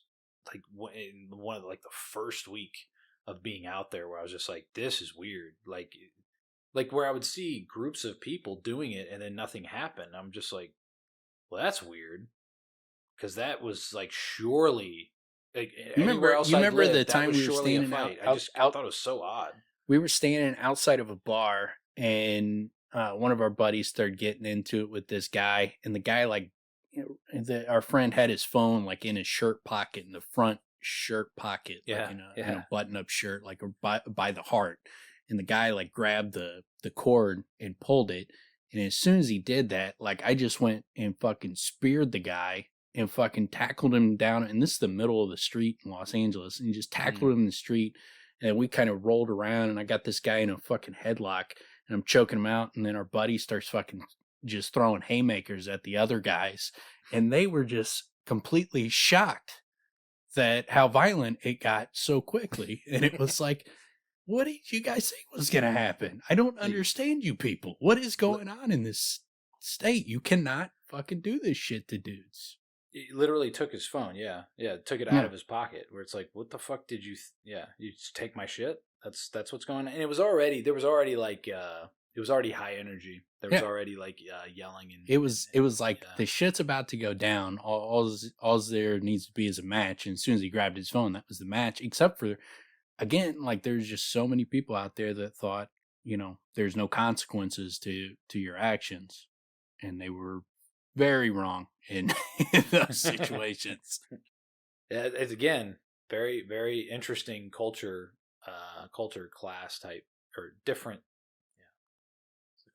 Cultural difference, which is very strange because it's all just motherfuckers. It's all just people out yelling and fucking getting drunk and shit, but just a completely different approach. It was very odd to me. Yeah, and for context, I don't go and get in a lot of fights. I'm not claiming that. It's just, if in my 20s going to bars and shit, when guys are shit talking, I'm not the type that's going to throw the second punch. I'm more the type that's going to throw the first punch. As soon as you threaten me, then I'm going to assume you want to fight, and I'm going to fight. But that was like high testosterone fucking 20-year-old drinking it's also kid. I'm not fighting now. And it's also the willingness to fight when fucking assholes are Laker fans and think they can just talk shit because you won't do anything. Just like way over the top shit talk. It's one thing to like talk shit about sports or something, but way over the top fucking tonality and shit, where it's like, dude, get out of my fucking face. What do you think this is? Yeah. It's a line that, well, it's that line. That's what it is. It's the fucking line that gets stepped over, where some people don't know there was a line there. Yeah, you get it. It's a very much guys in their 20s drinking at bars. It's just one of those fucking things about life. Like, if you get in the wrong type of bar and with the wrong type of people, there's going to be fucking fights. Well, actually, I mean, Kvothe has pointed out multiple times. He talks about it at the university. He talks about it here. It doesn't matter who it is. There are times where people are just going to fucking scrape their knuckles, and you can feel it in the fucking room, man. You can feel it, and no shit's going to go down. You can either heed that or participate, right? I mean, take all kinds of different. Which my experience choices. Is like a lot of the more hole in the wall, dirtier, grungy bars are. I felt like I was less likely to get in a fight there because everybody knew what was up, like that, violence was an option. Whereas I think you get into situations where people think violence isn't an option, and they don't respect the fucking danger of fucking threatening people. Well, and that's the other thing that happens is motherfuckers get drunk. Yeah. and haul off saying shit that they should not be saying, not realizing what the consequences could be. The last thing that I'll mention, remember we were at Cabo's one time, and this fucking dude was so hammered that we were watching from like our table and just like laughing at him because he was so fucking visually drunk. And he came over like, he's like, what the fuck's so funny? We're just like, you, man, look at you, like, you're fucking hilarious. And he tried to hit one of us, and it was so like it was so like not even a threat because he was so fucked up. And before we could even do anything, either his sister or his girlfriend, whoever the chick was that he was with, grabs him and is slapping him as hard as she can, both sides of his face. I remember this, but that's fucking hilarious. It was so funny. It was really funny. I mean, it was memorable for everything that I just described. But yeah, it was just like, this dude is so fucked up that he can't even be a threat. He thinks he can. I'm not fighting someone like unless that's if I don't have to. No, that circumstance is like fighting. To me, fighting that guy is like fighting a child. Yeah, like, dude, he can't do anything. He's completely fucked. He he's going way off and doing things he shouldn't be doing. But still, man, like you can't, have some fucking judgment, man. Yeah. But the wrong person would probably beat the piss out of that guy just to be able to be like, oh, see, I fucking won a fight. It's like, dude, he's a fucking, like, this dude's a vegetable right now. Yeah, well, I mean, some people, I mean, like Kvothe talks about, some people, go to places looking to get in fights. They get in fights everywhere they fucking go. And it's like, if you're getting in fights everywhere, it's probably you. Or at least you're playing a big part of it. Like it's, if you're going to a lot of bars and stuff, in your 20s, you're probably eventually going to get in a fight if you're interacting with people. If you're keeping to yourself, you might not. But if you're interacting with people, you're talking to girls and stuff, you're probably going to get in a fucking fight at one point in your life. And, and if you're going to a lot of bars, it's going to happen more often. But then there's some dudes that are getting in fights, they're going to bars to get in fights. They're just starting shit. Yeah. But yeah. And so, he talks about that aspect of it. And I like the description when he's like, even the Aeolian, genteel as it was, saw its share of scuffles. If you stayed late enough, you had a decent chance of seeing two of the embroidered nobility slapping away at each other. Such a hilarious description. Yeah, that made me picture when I read that is like, you remember like those images of like Queen Elizabeth the whatever wearing a doily around the neck. Mm-hmm. That's literally what I'm picturing, and then the slapping. Yeah, it's such a funny image. Oh man, yeah. Yeah, and then he talks about like his fear of that these bars, typically the fights get broken up and there's not major injuries, but every now and again someone sprains their wrist or dislocates a finger, and he's like, that's not that big of a deal to a certain type of person, but for me, a musician or an arcanist who relies so much on his hands, be a major problem to have your hands screwed up, which is establishing this fear that he has of his fine ass hands getting messed up. And it plays when he's in a dim ray with the sword and stuff, like he's hesitant to use his sword. And it also, it seems to foreshadow the fact that, he can't do his fighting movements anymore, can't do sympathy, stuff like that. Like, I mean, there might be something wrong with his hands. It could be foreshadowing his fear of his hands getting hurt, could be foreshadowing that something has happened to his hands. He's got like, he's got carpal tunnel. Well, we know that he gets the oil from the fries at the Jack in the Box. He gets that on his hands and gets his hands all mangled up, and that's what causes the rift with him and Denna. And then Bast has got a glamour on his hands. Yeah, we discussed that in one of the previous episodes. He got oil splashed on his hands, mangled his hands up, and Bast has got and that's what Reshi means is mangled hands. Bast is just trolling him, making fun of his mangled hands whenever he calls him Reshi. Reshi it means basically deep fried hands. Yeah. Yeah. Yep. Well, Simon had that concoction, man. He should have been wearing that 24/7. Yeah. Especially if he's going to be a fry cook. I mean, come on, bro. Think it through, man. Yeah, because that happens like at least once a day to someone working near those fries. That comes with the territory. Once a day? Yeah, it's a major problem. There's some splash effect. I mean, I worked at McDonald's for quite a while, but... You didn't see it? Man, you must have been at like the luckiest McDonald's ever. That's a daily occurrence. Yeah, well, yeah. Then yes, I should have... Yeah, the probabilities, if it's a daily occurrence, then yes, it was the luckiest McDonald's ever. But yeah, and then so Tempi took a mouthful of beer and looked at me calmly, watched my back, he said, then turned to walk to the other where the other mercenary stood. And yeah, Kvothe is sitting there thinking like, man, this dude is really coming along with the language. He's using idioms and everything. And then he's like, there's only one woman, Tempi said, looking Tam in the eye, is enough? You may bring one more. The female mercenary bristled. You swagger cock, she spat. I'll show you what a woman can do in a fight. Tempe nodded politely. Okay, I agree. Completely misreading. Yeah. He's paying her and women a very nice compliment, and it's completely getting misinterpreted. And if you're reading this, it would seem like Tempe is being a fucking dick and being a smartass and trying to piss these people off, is what you would think. He's just trying to antagonize them and get them pissed off. The funny thing is, I mentioned earlier that I didn't pick that up. This one, 100%. Yeah. Like, for whatever, yeah, well, I mean, I guess because of the context, like, you pick it up immediately, because it definitely presents it in such a different way. Yeah. And then he's like, this is my first fight of this sort. How does it begin? And he's like, well, Tam comes up to him. We'll start whipping you bloody. Then we'll give you a kicking. Then we'll come around and do it again to make sure we didn't miss anything.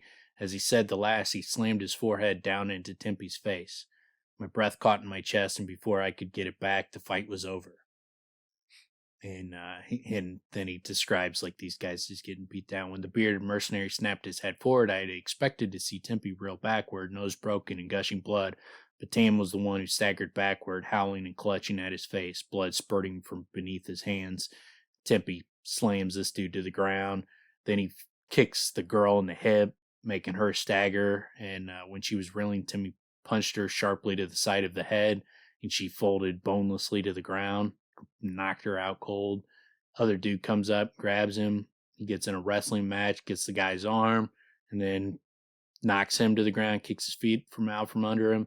And then when the guy gets up, Tempe pops him right in the head. And I love Kvothe's, Tempe stepped close, struck him in the head with casual precision, then watched the man slump limply to the ground. It was, I thought, idly, the most polite punch I'd ever seen. It was a careful blow of a skilled carpenter pounding a nail, hard enough to drive it fully home, but not so hard as to bruise the wood around it. That's great. Yeah. But in a realistic world, if you knock someone out for an extended period of time, like a minute or 2 minutes, you probably did some serious fucking damage. Yes, you damaged their brain. Yeah. It's not often people get knocked out cold unless they're really fucking drunk. I've seen people like really fucking drunk and get tattooed on the chin, and they go down and they're snoring and they're out, and it's tough to wake that person up because of how it's the combination of getting knocked out and they're drunk. But a person who's not fucking hammered and gets knocked out cold and they're out for a couple minutes, you watch a lot of boxing. That rarely happens. Usually guys go down, even if they get knocked out cold and they go down without protecting themselves, they're up within a few seconds. Yeah. 20 would be a they're long not they're not like fucking hopping back up feeling good, but they're like they're moving.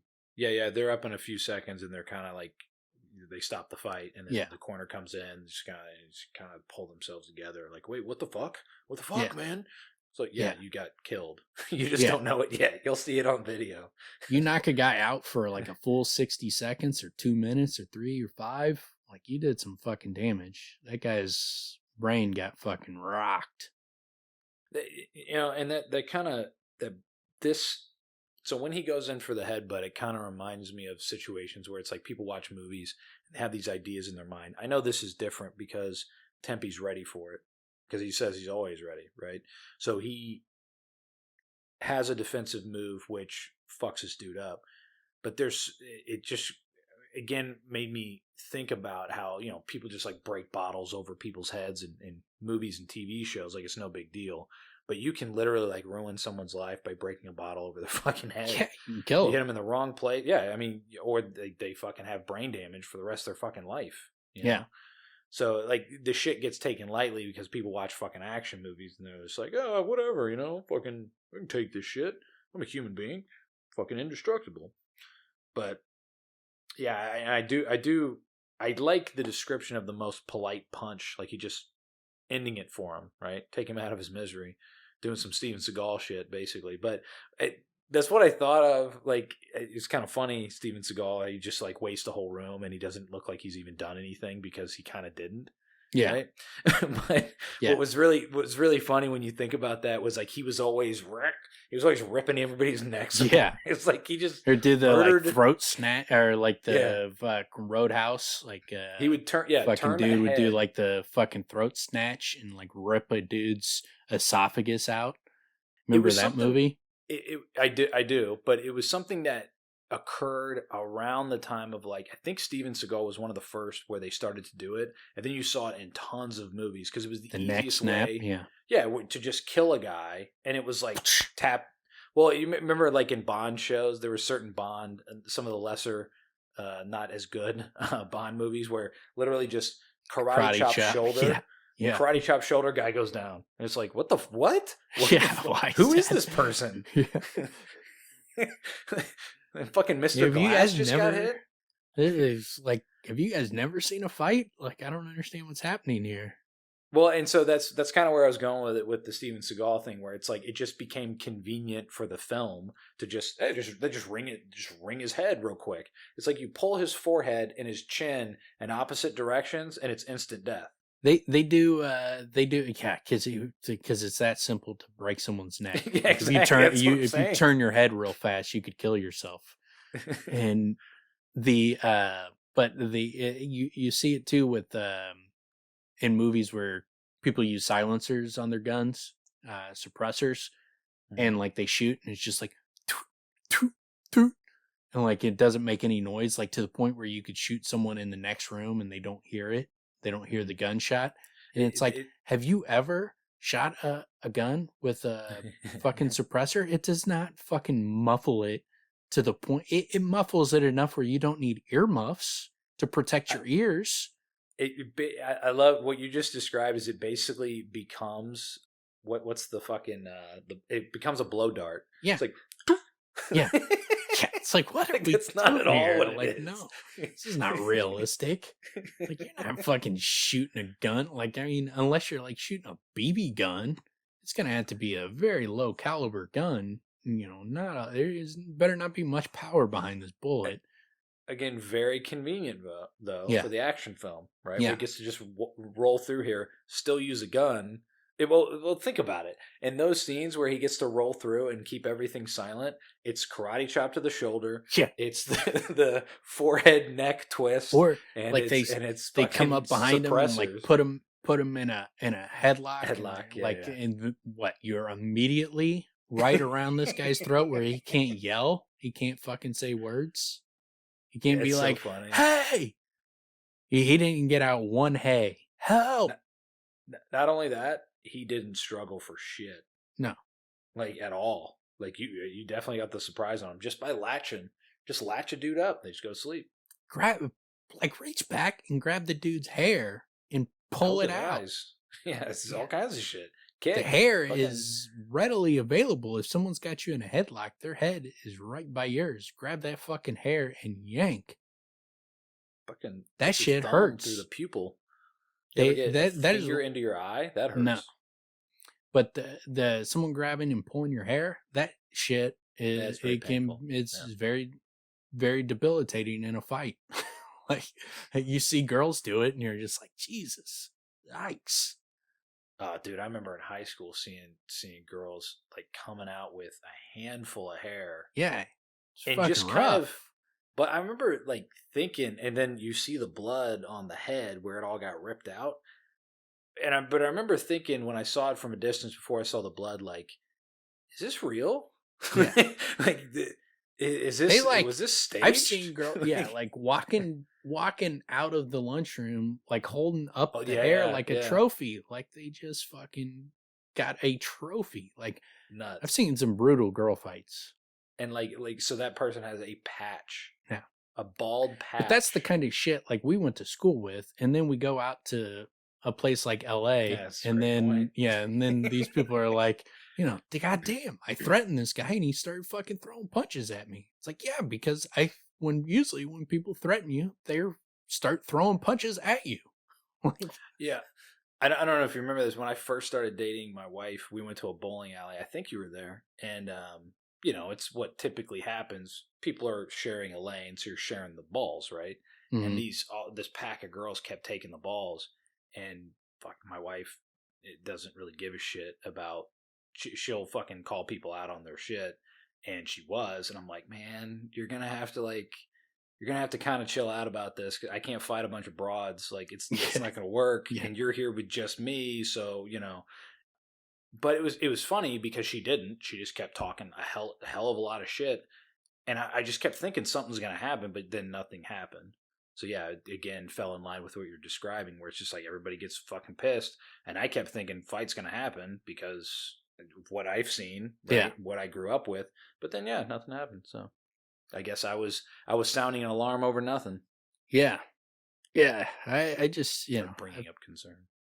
Yeah, usually once the threats start coming out, the fights happen. Yeah, that's why I'm like, well, hey, that's why I'm putting out a warning, because I'm like, well, this is a fucking problem. I can't fight 5 chicks, even if it's 5 chicks. I still look like a fucking asshole. Yeah. Like, so what the hell am I supposed to do here? Yeah. So yeah, it's not a good situation to be in. Yeah, exactly. That's why I was fucking yeah. Again, didn't end up mattering because I didn't do the calculation. The worst is when you're with a girl that tries to get you in a fight with other dudes. And then it's that's like, a lot of fun. You son of a bitch. You're really going to get me jumped here? Super classy move on her part. Super classy. Yeah. But yeah, and then so Tempi comes up to him and comes up to Kvothe after the fight, and he's like, "Did you watch my back?" I looked up at him blankly, then nodded. "What did you see?" Only then did I understand what he really meant. "Your back was very straight." Approval. "Your back is not straight." He held up a flat hand, tilted to one side. "That is why you stumble in the Ktan." "It is." Looking down, he trailed off, having noticed my knife half concealed in my tatty cloak. He actually frowned with his face. It was the first time I'd seen him do it, and it was amazingly intimidating. "We will speak on this later," he said, as at his side he gestured vast disapproval. And then as they start walking away, he's like, there's a thing I must teach you, serious. We must speak of the Lethani. And so Kvothe asks him, the Lethani, I repeated carefully. "You said I must not ask of it. You must not then. Now, perhaps, uncertain. I am pulled many ways, but now asking is." And I love that part, but now asking is. And Kvothe waits for him to finish the sentence. And that's another one of those cultural things where, when you don't say, like, "You're beautiful," you just say "beautiful," and you let the other person interpret your words. So when he's like, "Now asking is," you can interpret what he means by that. But, if you're having a conversation with someone, you would expect them to finish the sentence like, "Now asking is what?" Appropriate? Is that what you're trying to say? Yeah. Because that's what I want to hear. Yeah. But yeah, so it's just one of those cultural differences that he does a good job of layering in the culture in this chapter. But then, so he asks him, "What is the Lethani?" And serious Tempi looked at me for a long moment, then suddenly burst out laughing. "I do not know, and I cannot tell you." He laughed again, understatement. "Still, we must speak of it." And so he brings up the fact that it's complicated in its own right, but for him to try to teach him about it in a language that he's not well versed in, it's extremely difficult for him. So the language barrier is making it a much tougher issue, much harder to explain. And we see this too, like when Kvothe gets to a dim ray, that it's much easier for him to conversate with her because she's much more fluent in the language. So it's learning the language and learning all these things is much easier with Vachette than it is with Tempi, because Tempi struggles with the language so much. Well, what's great about that too is it's easier to communicate, but she is not. She's not on his side, which is a vast understatement. I mean, everybody's like, "You're a piece of shit. You don't belong here," and there's no. I mean, it's fucking brutal. In the very beginning, she warms up to him pretty quick, but yeah, but I mean, with Tempi, it's fucking. Not that it starts off they're best buds, but gradually, I mean, it's pretty open. He's got something he's working with, and he gets complete setback by going there, which it's quite jarring, and it's really satisfying to then piece through that and get through it. I was going to mention that's one of the biggest things about their hand language, the fact that he frowns and he had never seen that before. I love how he says it was amazingly intimidating. Yeah. And he felt more chastised than if he'd spent an hour on the horns. It's pretty that's pretty powerful. Yeah. Yeah, especially with a guy that, he's not it's the fear of a silent man, a man who doesn't go around running off at the mouth when he loses his temper. But yeah, and then you get I heard the Lethani is a secret thing that makes the Adem strong. So he brings and then Tempe's like, yeah, it is. It does. You're right. 100%. He's like, no, you don't get it. And he explains like the storybook thing, like, you guys hold your words in, and it's like this fire that builds up inside you, and you're able to kind of unleash this power, and you're invulnerable in those moments. Your skin is like iron, and you're extremely fast. And Tempe's like, no, this is mad talk. He said at last. Is that the correct word, mad? He stuck out his tongue and rolled his eyes, wiggling his fingers at the side of his head. I couldn't help but laugh nervously at the display. Yes, mad is the word. Also crazy. Then what you said is mad talking and also crazy. I love that part. It's like, yes, mad is the right word. Also crazy. Okay. Well, then what you said is mad and also crazy. You took it to another level. Yeah, it's the whole way that plays out is pretty great because well, I guess it continues, but it goes down the line of like, yeah, it's fucking, it's no accident. Forget the superstitions. The shit is real. Well, I guess we can get to it, but. Well, and I like that aspect because he brings up the fact that, it's important that that it's not some storybook magic. You need to understand that what I'm doing is not magical power, because you'll completely misinterpret my abilities. And if you're leading me, that can be very dangerous for both of us. If you think I'm capable of magical things that I'm not, then, and you think my skin is iron, you could, have me go do something that is above my capabilities. What's really interesting about that, there's a couple things, but one is Kvothe he does point out, Kvothe of all people should understand that. Not that Tempe knows sympathy, but you know what I'm saying? Like the fact that he knows how magic works, and once he knows, he's like, well, it's not magic. It's fucking the Alar and sympathy. Except for naming. Naming is magic. Yeah. And that's the thing. Like, he's seen some insane shit. So, it's like you said, I've seen crazy things. So it would not surprise me if you guys are capable of crazy things. And he's like, I just saw you fucking fight this dude, and your nose should have been broken, and it wasn't. And then he shows him. It's like, no. He shows him like what he did was when Tam went to slam his head down on Tempe's nose, Tempe quickly lowered his head, and Tam smashed his face on the top of Tempe's head. And so it was quickness is what debilitated Tam. Ready. Yeah. He's prepared for it. This is what they do. They fight. They know how to fight. They're ready for it. And so he's quick. He's practiced. And that's what he's saying. He's like, it's not word fire. It's practice. And I've been doing this my entire life. We practice. That's what we do, is practice how to fight. And so hence the always ready. Yeah. He's definitely always ready. And then, so, and he's like, yes, fighting is fast. Train to be fast, train, not word fire. And I like those aspects of, again, like a large part of the story is the myth versus the reality. And that's another one of those examples of it. We hear these myths about the Lethani and all that kind of stuff, and we're starting to get the reality behind it, even though there seems to be some kind of magical element to the Adem, something different about them, but it's not the storybook things that he's heard. It's what's also really interesting about especially this section of the chapter is like the complexity and the paradox of the Lethani, right?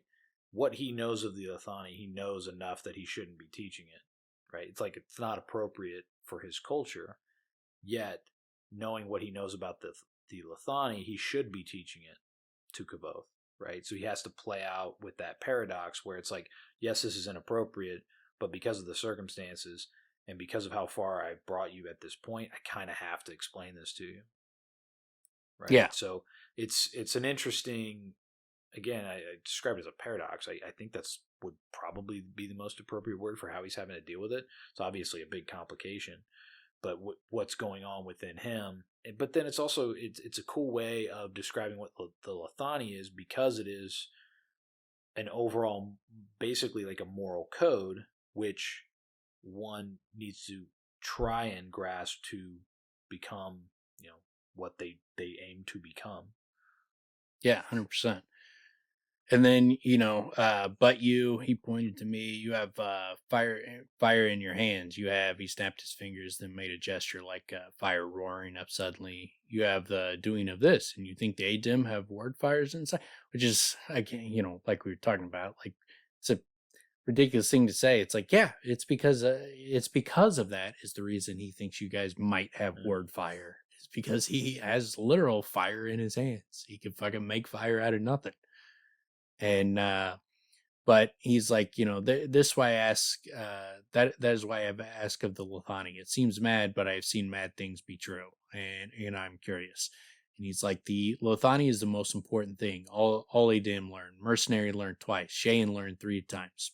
Most important, but complicated. Lethani is many things, but nothing touched or pointed to. Adim spent whole lives thinking on the Lethani, very hard.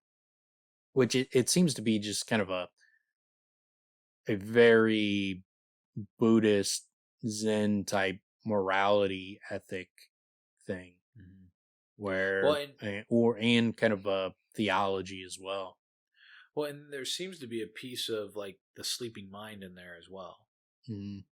Like where it's a cool sort of overall mix of what they sort of aim for. They have their moral code, they have what they believe and their particular way of going about it.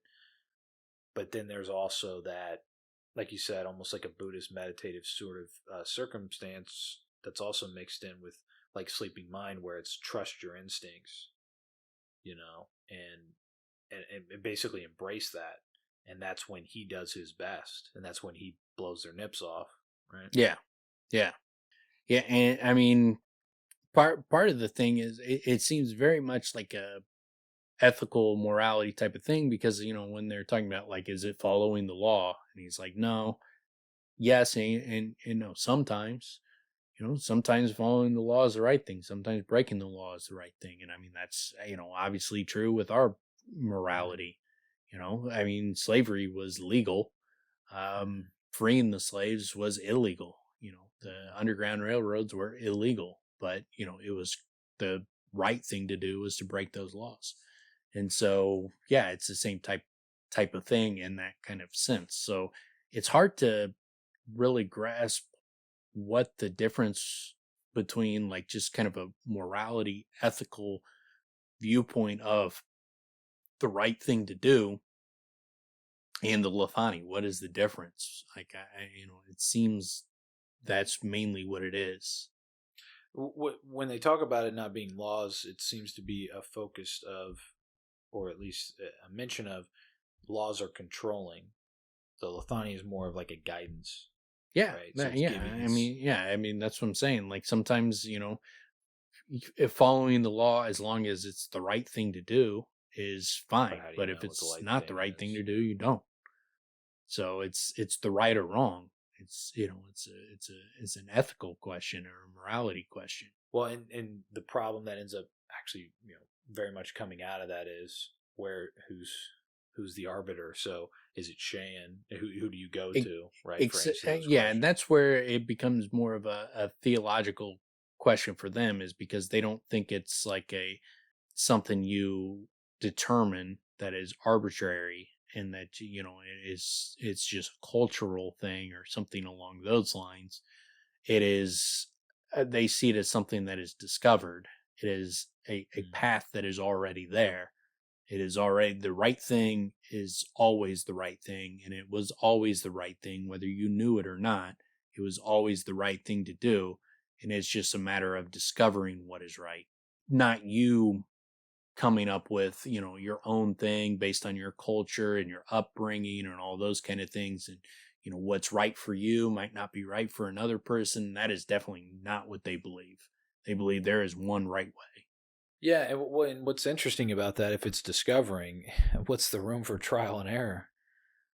Like and how, and because you hear a lot of within their culture, this is and this is not of the Lethani, Mm-hmm. and it's repeated, right? And they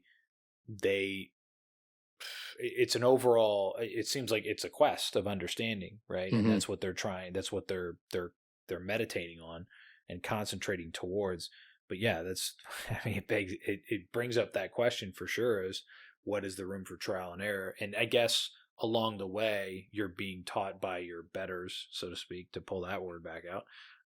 Yeah, What is but and what I isn't. don't like the way I would look at it is like as far as I think the way they would look at like trial and error is like it's not a you try something and see how it works out, and if it works out well then it was the right thing, or if it doesn't work out it was the wrong thing. That's not how they look at it. Is like the trial and error for them would be like discovering the right thing. It is not like it is like it's a mathematical problem.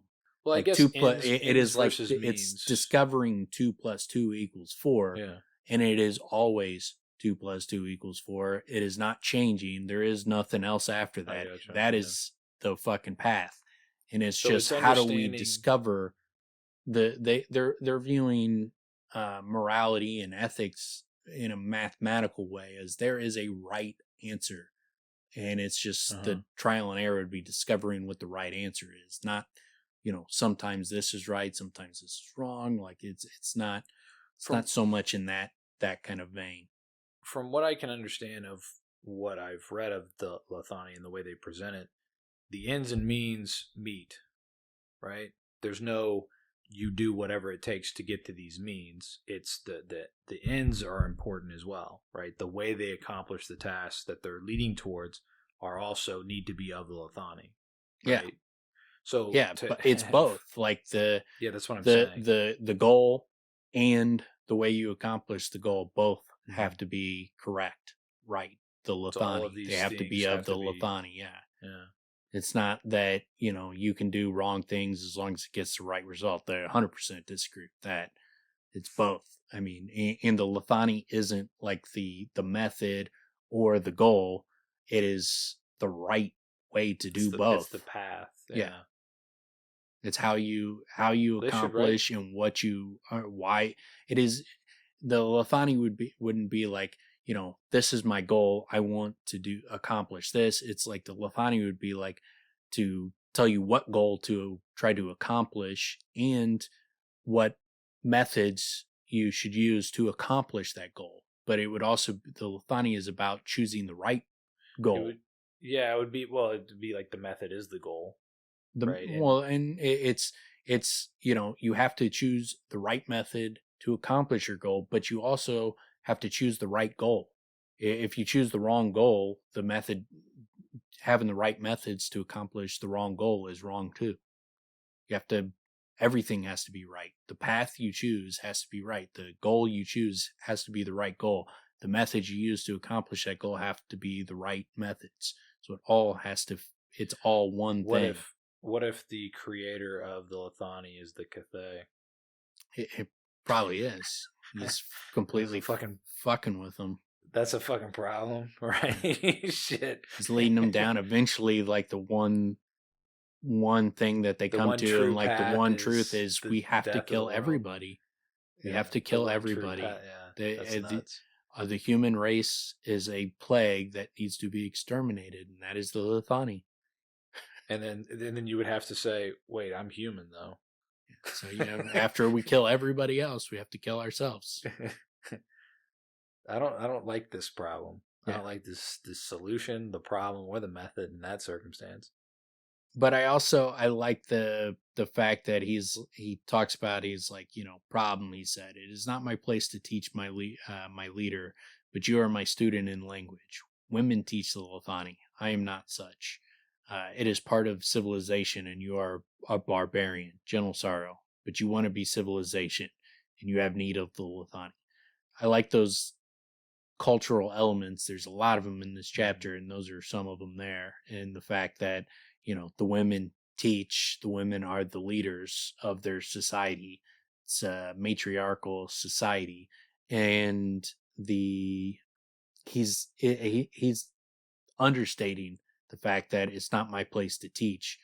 Like, it's not only not his place just to teach Kvothe, as he's under Kavoth's leadership, so that he shouldn't be teaching.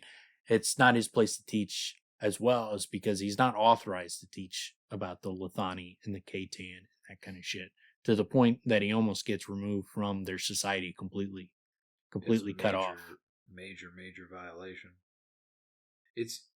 So again, that speaks to the paradox that I was talking about before, where, and this is huge, man. Like, I'm now remembering, like, reading this the first time. It's like, okay, this character is really fucking interesting, because he's got this moral code that pushes it all. And now you're like, okay, so we found out the language and why his body language is different.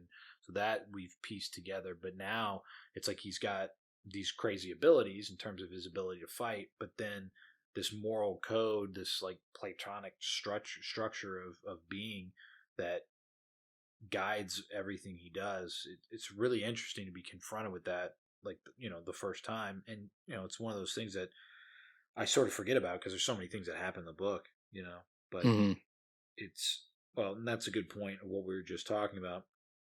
The Lethani is not doing a thing. Lethani is the thing that shows us, as we were talking about a minute ago. Yeah. That's where they debate rules, laws. Yeah, and I like the way it ends, where he's like, but only doing is not the Lethani. First knowing, then doing. That is the Lethani. I thought on this for a moment. So being polite is Lethani. Not polite, not kind, not good, not duty. The Lethani is none of these things. Each moment, each choice, all different. He gave me a penetrating look. Do you understand? No. Happiness, approval. Tempi got to his feet, nodding. It is good you know you do not. Good that you say. That is also of the Lethani. So clearly, being ignorant and stupid is of the Lethani. Not understanding things is of the Lethani. I think not being able to learn things is of the Lethani. Not being able to teach things is of the Lethani. No, I think what he's talking about there is humility. Dan, is of the Lethani. Obviously, being humble is the Lethani. Is having superior, being way more humble than everybody else is definitely of the Lethani. 100% agree there. Jesus. I don't think you're on that path, Dan. So Lethani. I am so Lethani. Well, a couple things that we kind of worth mentioning. They mention first with the knife. It's not Kavoth's knife is not of the Lethani. It's being first with the knife is massively not of the Lethani. Yeah, vast disapproval. Yeah, not. But I mean, it's not exactly not fighting fair, but it's it's in that vein, I guess. And I did also. Well, go ahead. No, that's that was all I got on that chapter. So go for it. I did want to mention, because we're getting it a lot, man. He brings up the example because they're trying to tease this out. Lethani is right action, right way, right time. Tempi's face suddenly lit up. The old trader man, he said with visible enthusiasm. In the stories with the packs, what is the word? Tinker. Yes, the tinker. How you must treat such men. And then he, I knew, but I wanted to see what the Adem thought. How? He looked at me, his fingers pressing together, irritation. You must be kind and help them and speak well. Always polite. Always. And that's when they go to, oh yeah, and if they offer something, you must consider buying it. This is what Kvothe adds. Yes, a triumphant gesture from Tempi. Yes, you can do many things when meeting Tinker, but there's only one right thing. That's what he was driving at. The one right thing. Yeah. Right. So, but again, and it's discoverable, emphasize, like a mathematical problem. Yes, but again, to emphasize again with the Tinkers, how you do what they say, how you help them, how you respect them. We've been getting that in the last few chapters just continuously reiterated. And it's kind of driving hard on that, which we've been getting it throughout the books, but we get it really quite in particular in these chapters pretty heavily. So it's just one of those things that I don't know. I wanted to mention because there's a lot to the Tinkers. I know we know that and we've talked about it, but I'm seeing it even more emphasized here. Yeah, it's definitely a worldwide thing. Everybody has the same view on it. Yeah. But yeah, that's all I got on that chapter. Yes, me as well. All right, so chapter 88 is titled Listening, and in this chapter, we get the second half of the Jack stealing the moon story. Yeah.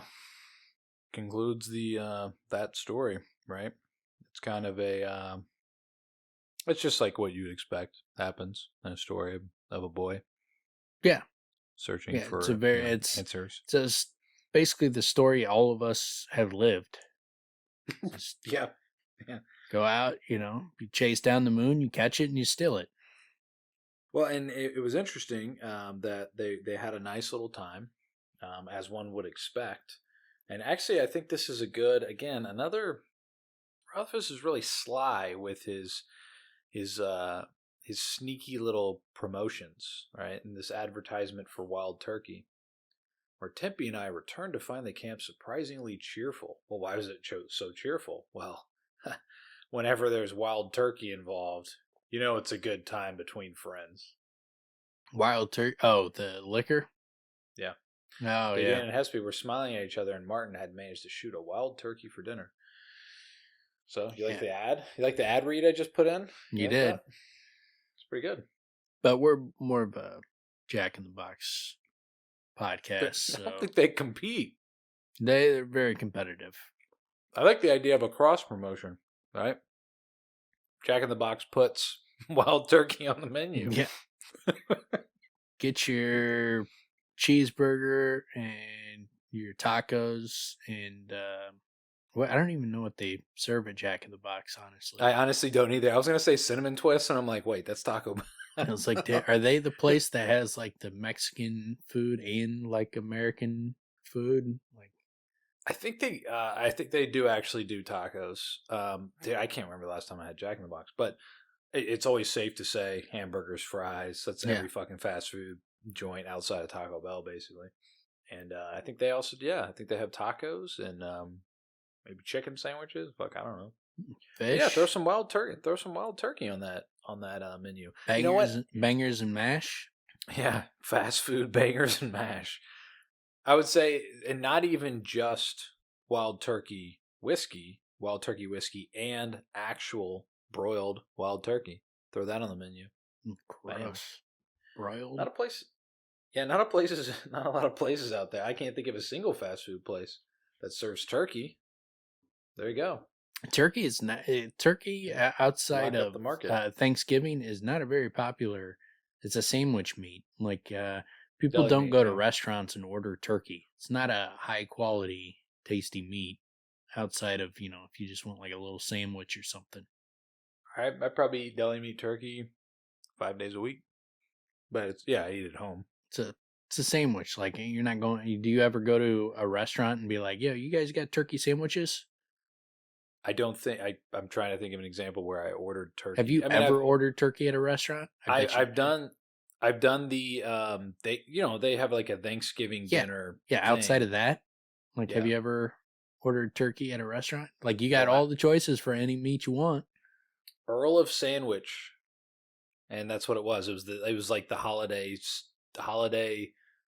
something. I can't remember what they called it, but yeah, it was basically Thanksgiving. It's a sandwich place. Sandwich. I know. That's what I'm saying. I'm giving you the only example I have, not on like of recent, but yeah. I can't think of any other. Probably serves a fucking. I like the idea though. Go to a restaurant and be like, "Do you guys serve full turkey?" Because there's like 8 of us. I want a full turkey. You guys don't do full turkey? Just for myself. I would like a whole turkey, whole ass turkey. I think what you need to do is you need to ask and then be I would like very ridiculously surprised. Turduckins. Turduckins. Turduckins. Yeah. I think you need to order that and then be extraordinarily flabbergasted when they say they don't have it. Yeah, Right? yeah. What is this place? You Is guys this don't fucking. America? I You thought we don't. were in America. You don't have turducken on the menu? Yeah. This is ridiculous. You know what? As a matter of fact, I want turducken, but I want all of it inside of an alligator. How about that? Yeah. That But yeah, that so fits. they eat and joke like us, and Dadan miraculously keeps his mouth shut, and Hespe tells her story. So Jax had no trouble following the moon because in those days the moon was always full.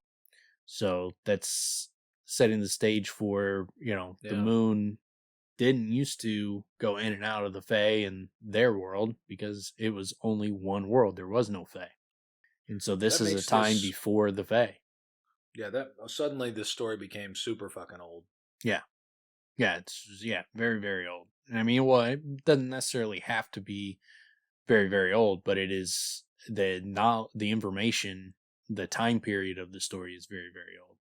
Well, I would say, yeah, that and and it just became a very different story in Yeah. that instant. Yeah. Yeah.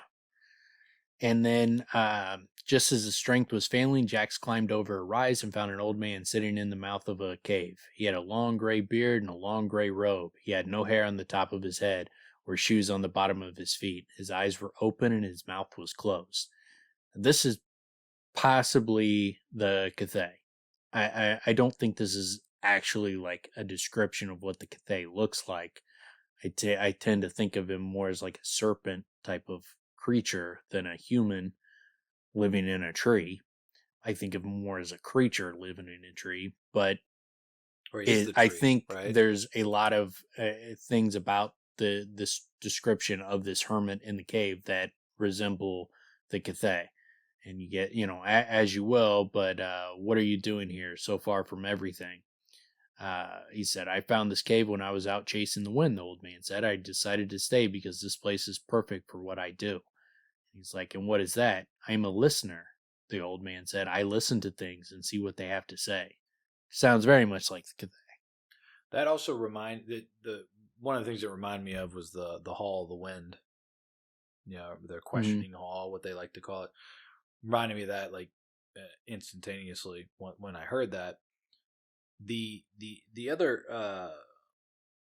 shit. The other part that I know this is a hotly debated question, but the Cathay is a tree, right? No. You like that one, right? Nope. He is definitely not a tree. It's something in a tree. It's one of those things that Well, here kills he's in me, a like cave, that but people think that he's a tree because he specifically and explicitly, and the only time we see him, says Kavoth's like, I've never spoken to a tree. And he's like, I am no more a tree than a man is a chair. yeah, it still gets debated. Yeah. Which is pretty funny. Yeah. Like, I mean, I've even like, I had someone online, they said that, and I said, he's not the tree, he lives in the tree. And he's like, well, I think that's up for interpretation. And it's like, no. It's like, not, it said explicitly in the books, but also Rothfuss has came out and said, the Kvothe is not a tree, he lives in the tree. And he said it explicitly. And then the guy was arguing with me, and then like somehow it came across like Rothfuss, because like all of a sudden, like just one day out of nowhere, I just like all of a sudden got blown up with a bunch of notifications, and it was because Rothfuss chimed in and was like, he is not a tree, he's lives in a tree. I remember seeing that. Yeah, I was like, wow, this is as good as it gets. Yeah. Holy shit. It's like, see, I sent you the video clip of him saying it, but here's the man live telling you that you're wrong. I really would love it if that dude goes, well, it's up to interpretation. Yeah. Yeah, well, you don't know your books. Who are you? I didn't even like your books anyways. You're a dumbass. You don't know what's in the subtext. Like he already admitted he doesn't know what a theme is. So I'm the one granted, theme.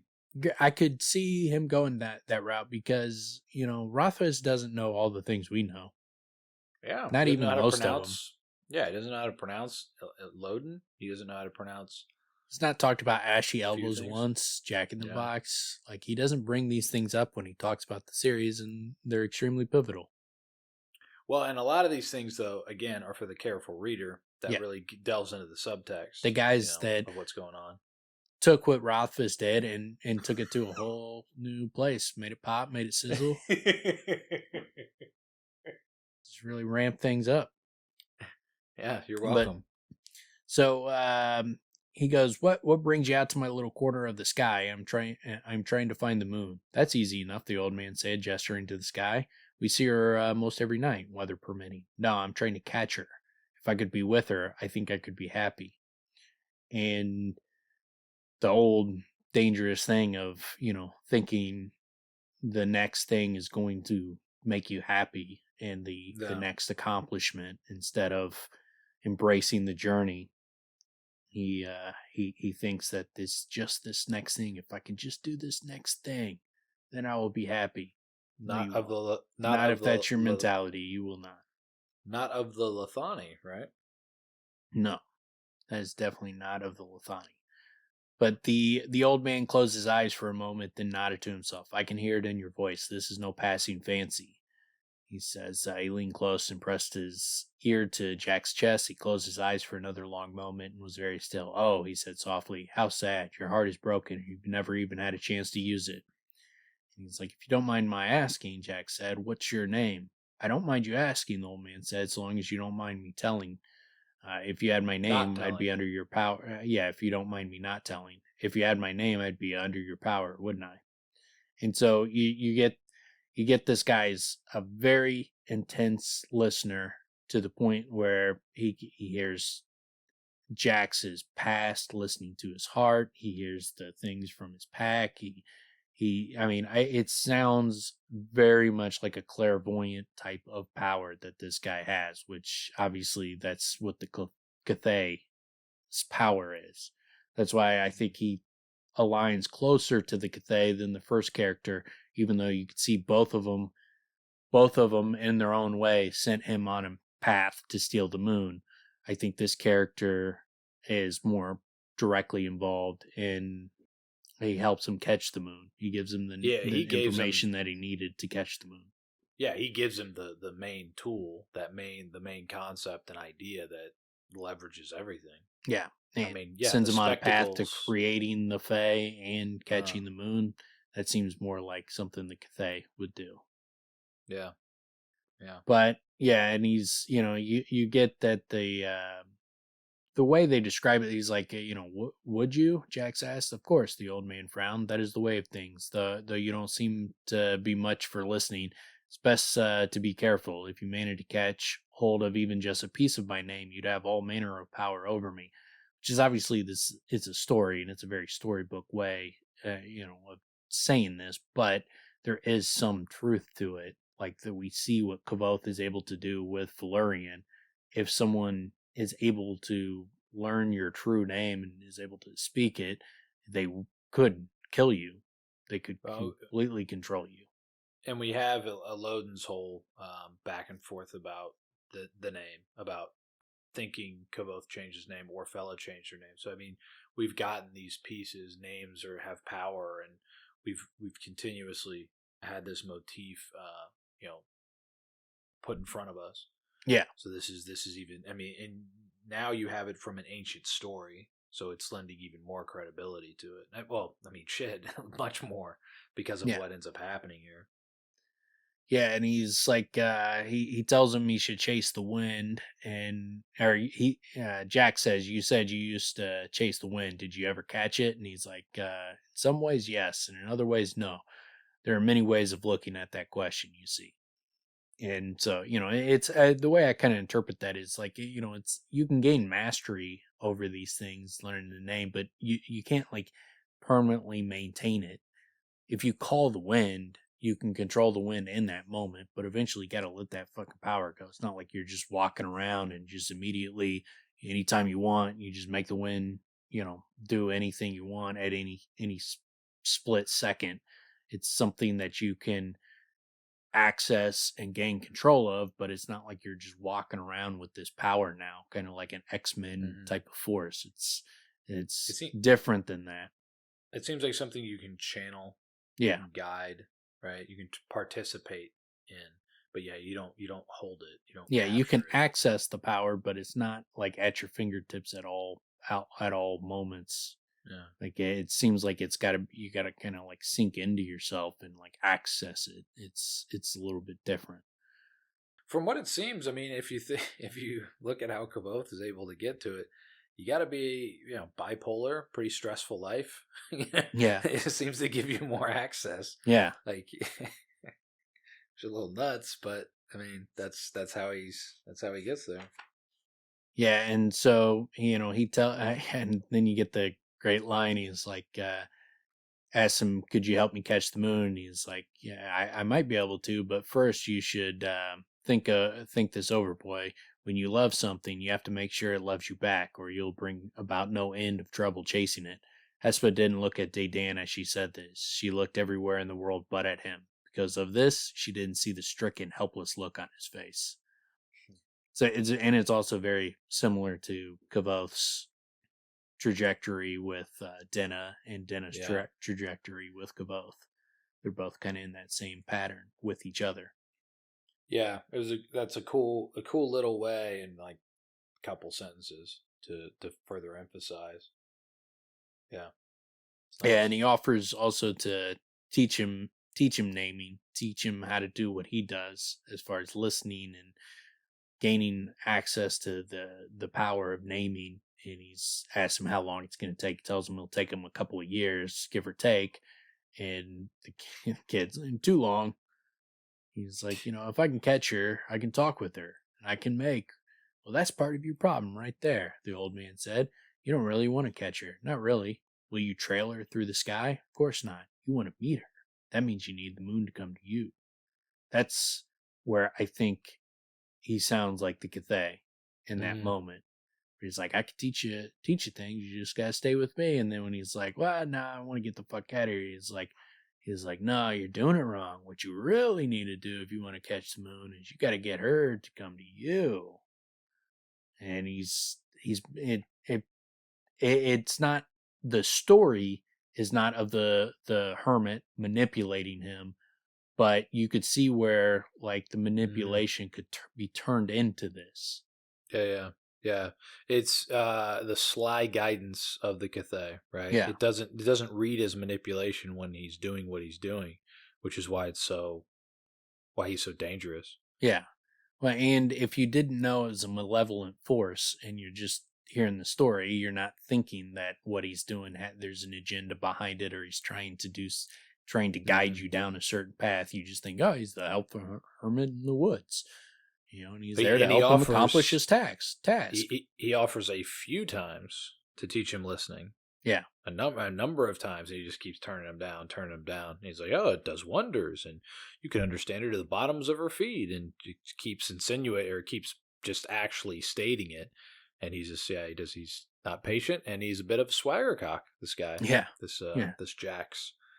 Yeah, and so he has him look at the third pack, and I like the fact that he's like, this knot, says you tore at it, prickled it with a knife, bit it with your teeth. Jax was surprised. I did, he admitted. I told you, I tried everything to get it open. Hardly everything, the hermit said scornfully. He lifted the pack until the knotted cord was in front of his face. Terribly sorry, he said, but would you open up? He paused. Yes, I apologize. He won't do it again. He has a conversation with the knot. Now, this could be taken as like just complete storybook nonsense, but there is a sense where they would have this power in naming. If you're a very powerful namer, that you would have access to this ability.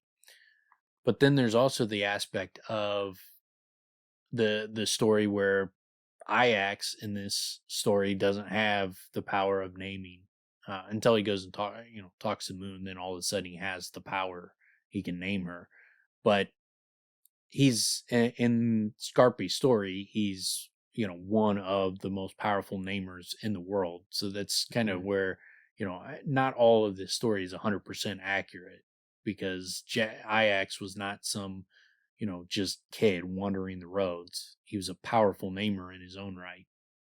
So it's not exactly accurate, but it's playing on some of the themes of his story, I think, is what it's doing. Yeah, that's interesting. Well, I mean, and I guess, like you said, themes. That thematically, he's a person who's scorned, a person who's unhappy, a person who can't find happiness, who's searching for happiness wherever he can find it. Right. Yeah, and so I think like the basic story is that Ajax was not happy, was not satisfied. He wanted to change things, so he creates the Fae. He's still not happy. He goes to the Cathay. The Cathay convince, or, maybe he goes to the Cathay first, and the Cathay sent him down a path that would eventually lead to him creating the Fae and stealing the moon, or he created the Fae, then went to the Cathay, and the Cathay talked him into stealing the moon. It doesn't have to be like that. Everything happens in order is the same way as the Well, story. But I think that's the basic gist of Ajax's story is the the unhappiness, and then does he literally steal the moon, or did he like steal someone's wife or something like that? What if it's the story is that Lanre and Lyra, like he stole Lyra from Lanre or something along those lines. I was gonna say. I mean, when you were describing like the basically the plot points, sounds a lot like Lanre, right? I mean, in terms of the trajectory, what happens, where he goes along the way, the unhappiness, the frustration, what he's searching for is all just trying to get back what he once had. Not that that's what Ajax is necessarily doing, but yeah, but there also has to be something to do with the physical moon, because the moon does change. It's the moon, the orbit of the moon, or like where the moon goes is different now. It goes into the Fae where it used not to. So he did some aspect of that. He did literally steal the moon. So it's a weird story. Like we don't know exactly what's going on, but I think there's aspects of it that are, that you could take that are literally true, and then other aspects of it is just how they interpret his story. It's just the telephone game, and not only the telephone game, but it's the you can't too much truth ruins the story, so they got to fucking tell a fantastical tale, because otherwise, it's not believed at all. I mean, if you think about it, I mean, it's a really cool image and overall takeaway to put within a story with everything else that's involved. Explains the waxing and waning of the moon, which we all see throughout our entire lives. Pretty badass thing to be able to throw into a story, period. Yeah. So, yeah. Yeah. And then we get 3 unique gifts. Like he gets the, he's like, the hermit shook his head. Can't you hear them? Most things whisper. These things shout. He pointed at the piece of crooked wood. That is a folding house, unless I missed my guess. Quite a nice one, too. And so that's what eventually becomes the Fae. He starts to open it up. The guy's like, dude, what are you doing? Don't open this shit up in front of my place. And then like he gets the flute and he blows on that, and it's a Will's widow, and it calls these, is also called a night jar. So it isn't out when the sun is shining. Despite this, a dozen night jars flew down and landed all around Jax, looking at him curiously and blinking in the bright sunlight. Seems to be more than the usual flute. So it's something that calls things to it. It's different. It's a magical item. And so is the creation of the Fae is magic. And then the box. This, I think, ties him to the Lackless family significantly. That's, one of the aspects of why I think he's like the OG Lackless, is because I think the box that they describe here is the Lackless box. So it's either they inherited it, it's part of their heritage because he is the OG Lackless, or they took it from him, or they found it, something along those lines. But it sounds like it, the way they describe it is like an inheritance. But even Ajax, well, I mean, it's maybe somewhat simple, but even the name Ajax and Lackless, there's a bit of an overlapping or a complementary sort of nature to it. But yeah, I think that ties in quite nicely because of the unluckiness, right? The of the history of their family. Yeah, and I mean, but that box, I mean, it is almost certainly describing the Lackless box. There's no other box like it, and that he uses it to like capture the moon's name, and it's a box that's not meant to be opened. Like that's the fucking Lackless box. That's what's being described here. It's very, as clear as it's going to be in a story like this. That's definitely what it is. There's nothing else in the story that it would be. I mean, the description is it's like hauntingly interesting. It's the emptiest thing I've ever heard. It echoes. It's meant for keeping things inside. Yeah. Yeah, it's pretty cool. And he's like, all boxes are meant for keeping things inside. He's like, and all flutes are meant to play beguiling music. The old man pointed out, but this flute is more so. The same is true with this box.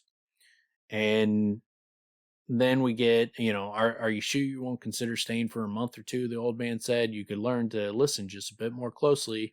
Useful thing listening. You've given me some things to think about, Jack said, and I think you're right. I shouldn't be chasing the moon. I should make the moon come to me.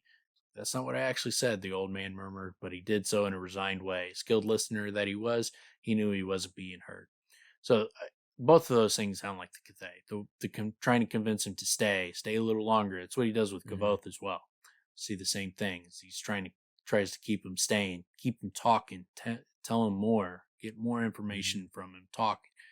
And the more he talks, the more questions Kvothe asks, the more control he has over Kvothe at that point. So he tries to keep him there. And then also the fact that when he's walking off and he's like, that's not what I said, but it was in a resigned way, it's because he literally knows that he's not listening and he's not taking him at the actual words that he said, that he's doing his own thing. It's because he knows what he's going to do. He knows all possible futures. So both of those things sound very much like the Kvothe. So he's already accomplished his task, and now he's resigned. Yeah. Yeah, or he has no reason to fucking talk anymore. Yeah, but I mean, he wants to keep him there more, because the more he talks, the more destruction he can cause. But yeah, but he's resigned that he did what he could do. It was as much as he could do, because he knows that's the most he could do. There was nothing more he could have done, because if there was more he could have did, then he would have said those words. But yeah, and then you get Jax brought out the crooked piece of wood, and piece by piece began to unfold the house. With the whole night in front of him, he was hoping to have it finished well before the moon began to rise.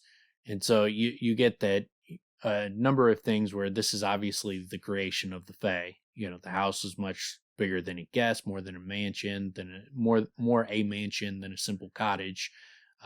Once more, unfolding it was more complicated than he had expected. By the time the moon reached the top of the sky, he was still far from finish. And then he's like, perhaps Jax began to hurry because of this. Perhaps he was reckless, or perhaps it was just Jax unlucky as ever. In the end, the result was the same. The mansion was magnificent, huge and sprawling, but it didn't fit together properly. There were stairways that led sideways instead of up. Some rooms had too few walls, or too many. Many rooms had no ceiling, and high above they showed a strange sky full of unfamiliar stars. Very much like the Fae, especially the unfamiliar stars. The Fae has different stars. Same moon, different stars, though.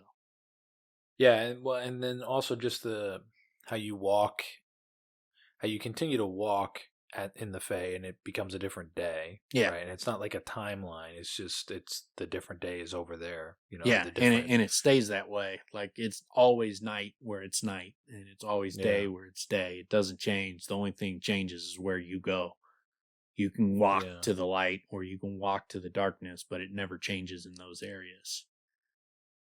Yeah, and so and then you had like the part where he's like, in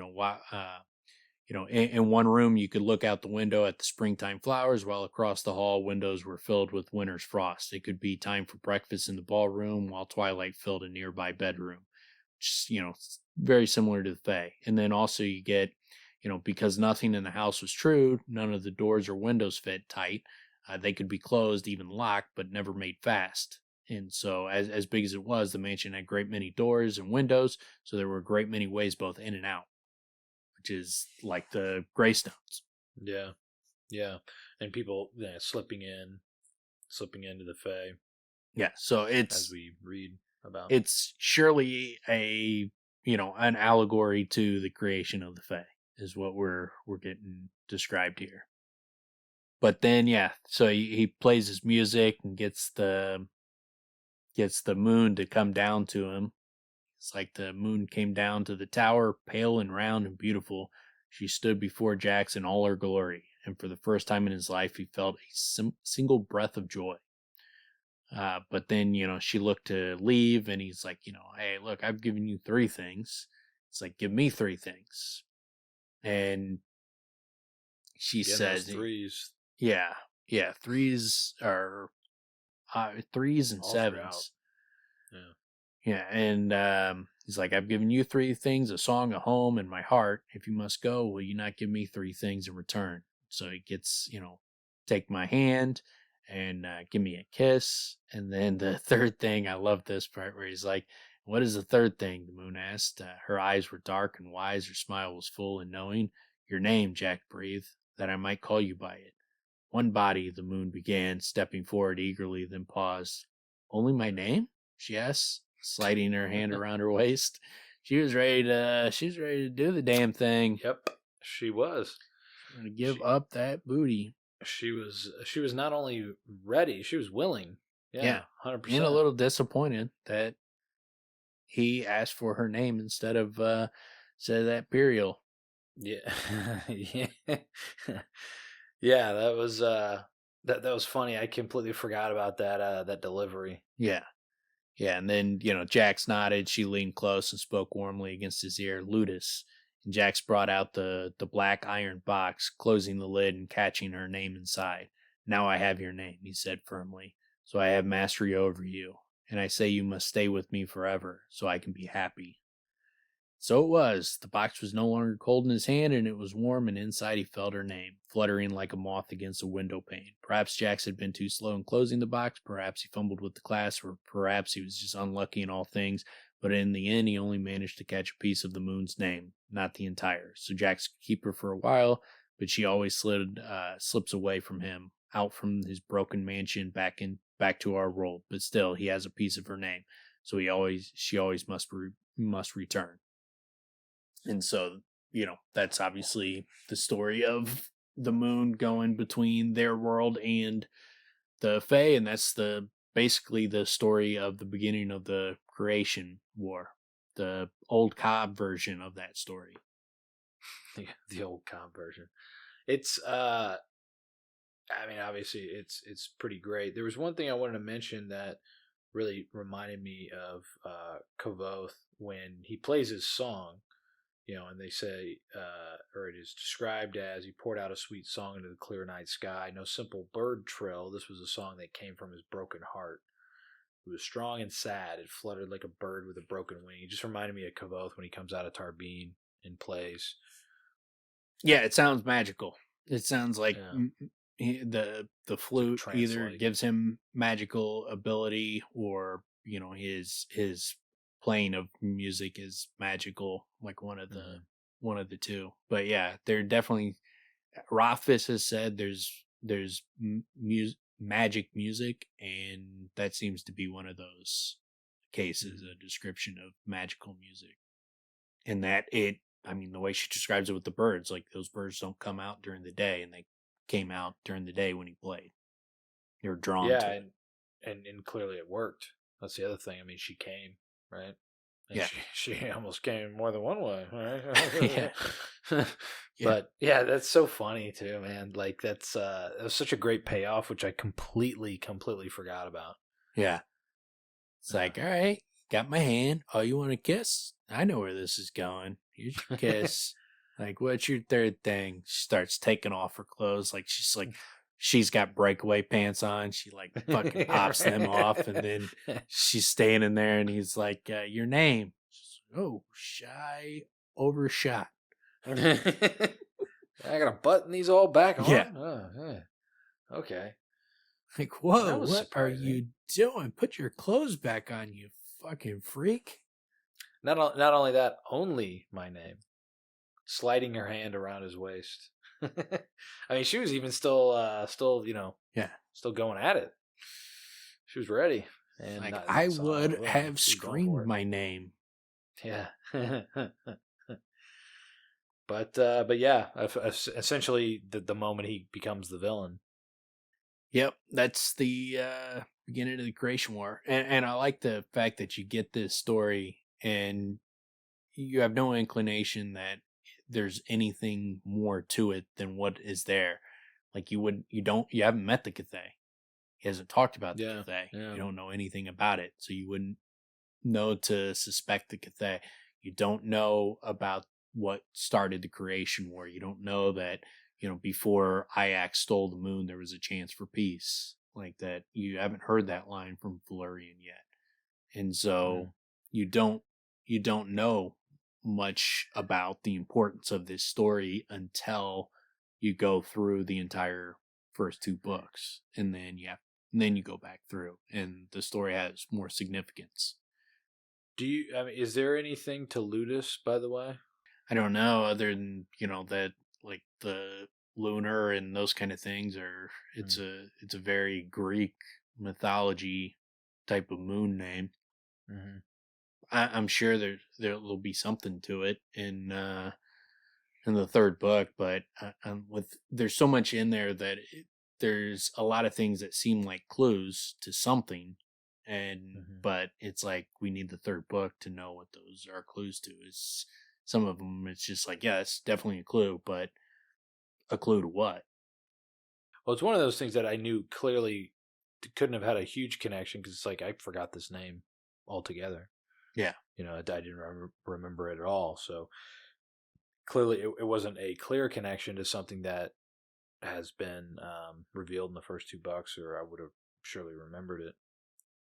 I love the image of like he traps her name, has mastery over her, and like her name is a moth against a window pane. It's well, pretty see, tremendous imagery. what it shows is that all the girls are an aspect of the moon, because Ari has a U in her name, Ludus has a U, and Denna has a D, Ludus has a D, Devi has a D, Ludus has a D. Devi also has an I. Oh, Ludus has whoa. an I. Ari has an I. Ludus has an I. Mola, there's an L. Yep. Mola. Fella, there's an L. Yep. I don't see an S. Elwin? No. Simon. So you said you started with this were all girls. What happened? Yeah. Happened to your theory there? Will calls him when when they're getting drinks that one time, and Sim ordered drink. Oh, Will was that's like, right. girl. Yeah. Two girls. That does happen. Yep. So yeah, you can really shove that in there and Yeah. your theory there. So combine Simon with all the other women, and you got Ludus. So they're all just aspects of the moon. I mean, I would have accepted. I'm not really sure, and But I figured it out though. Oh well. Oh, glad I was here for that. Yeah. So there you go. Solve that puzzle. And if Rothfuss hasn't thought of that, you can take that and use that, because that is just gold right there. That would be something everybody would be very satisfied with as an answer. Man. That all the other characters are just aspects of the moon for some reason. All of them now. Yeah. I don't know where a Loden fits in. I mean, load. Yep. There you go, I guess. Ludus, Elodin. Except for Rothfuss says it wrong. He says Eladin, so he probably won't go that path because he says it so stupidly. Yeah, I don't like Eladin. Doesn't work for me. No, it's a terrible name for Elodin. But yeah, and then so what do we got next week? We'll get the fight with the bandits. No, I guess you kind of mentioned. Well, we sort of alluded to it, but yeah, it kind of closes with Hespe. Well, they basically end. The back and forth is like Dedan really compliments the story. It's kind of endearing. The two of them are kind of both endearing in a way to one another about her story and how she should tell it to her daughters. Blah blah blah, and then that peaceful evening was like a lull that comes in the center of a storm, because the next day Hespe fucking says something that sets off Dedan. Yeah, it almost seems like his because he knows he's not going to have unhappy ending for Kvothe and Denna. He's like, well, here you guys go. Here's the star-crossed lovers who miss each other's signals and can't seem to get it, but they eventually do get it. So there it is for you. Put it in the story. It's just not the two characters you want. Well, and so, I mean, they go back to being pissed, and then Daydan and Martin are pissed at each other, and then I do like Hespe's fucking shrieks while she's bathing because Tempi walks up butt naked. Yeah. Daydan didn't know what to do because he didn't know how to wrestle a fucking naked dude. Without looking in his direction or actually touching him. Which, by the way, I mean, we talked about fights quite a bit this episode. Yeah, that would end a fight with me. Yeah, if the dude stripped down naked, it'd be like, damn, I'm not fighting this dude. I don't know what the fuck's wrong with him. Who fights naked? There you go. Next time, someone that's listening, next time you're in in a situation where it starts getting heated and you think it might get into fisticuffs, if you're not wanting to do it, strip down butt naked. Yep, that will change the scene. A good way, or the dude's gonna start kicking you and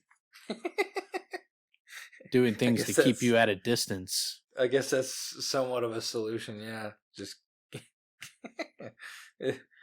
that's pretty funny. But that's all I got on that chapter. Yeah. So, and you said they get in with the mercenaries pretty quick, huh? Or I mean the bandits. Yeah, from here that's what it is. We get the ends with the rain comes in, and then the next aspect of it is the fire going out and that kind of stuff, and the Tempi coming up to him and telling him that he killed a couple bandits, and then they go after him. Yeah, I mean, it's funny because the chapter sort of ends. I mean, it definitely ends on a sour note because nobody's getting along, and even what reads to us, or at least reads to me, is pretty funny. Tempi coming in naked, and then Daydan wanting to fight him but can't because he's freaking naked. It's not funny to them.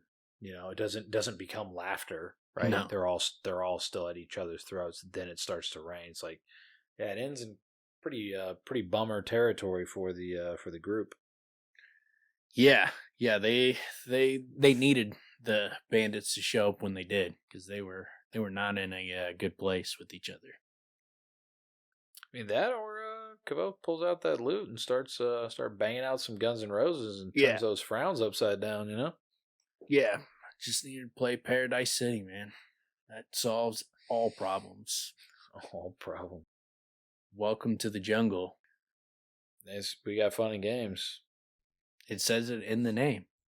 How can you be unhappy when you got fun and games?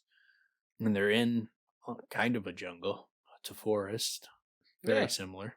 Yeah. What's the difference between a jungle and a forest? Humidity? Yeah, probably a big part of it. I feel like a lot of water. Jungle feels like there has to be like sitting water, but actually I don't know. I mean, guess maybe humidity. It's a good question. Well, listeners, you guys go ahead and figure that out for us, and then we will be back next week with the big ass bandit fight. It's a extremely fucking dope section of the books. Yeah, really great shit. All right, looking forward. Peace out. Yep.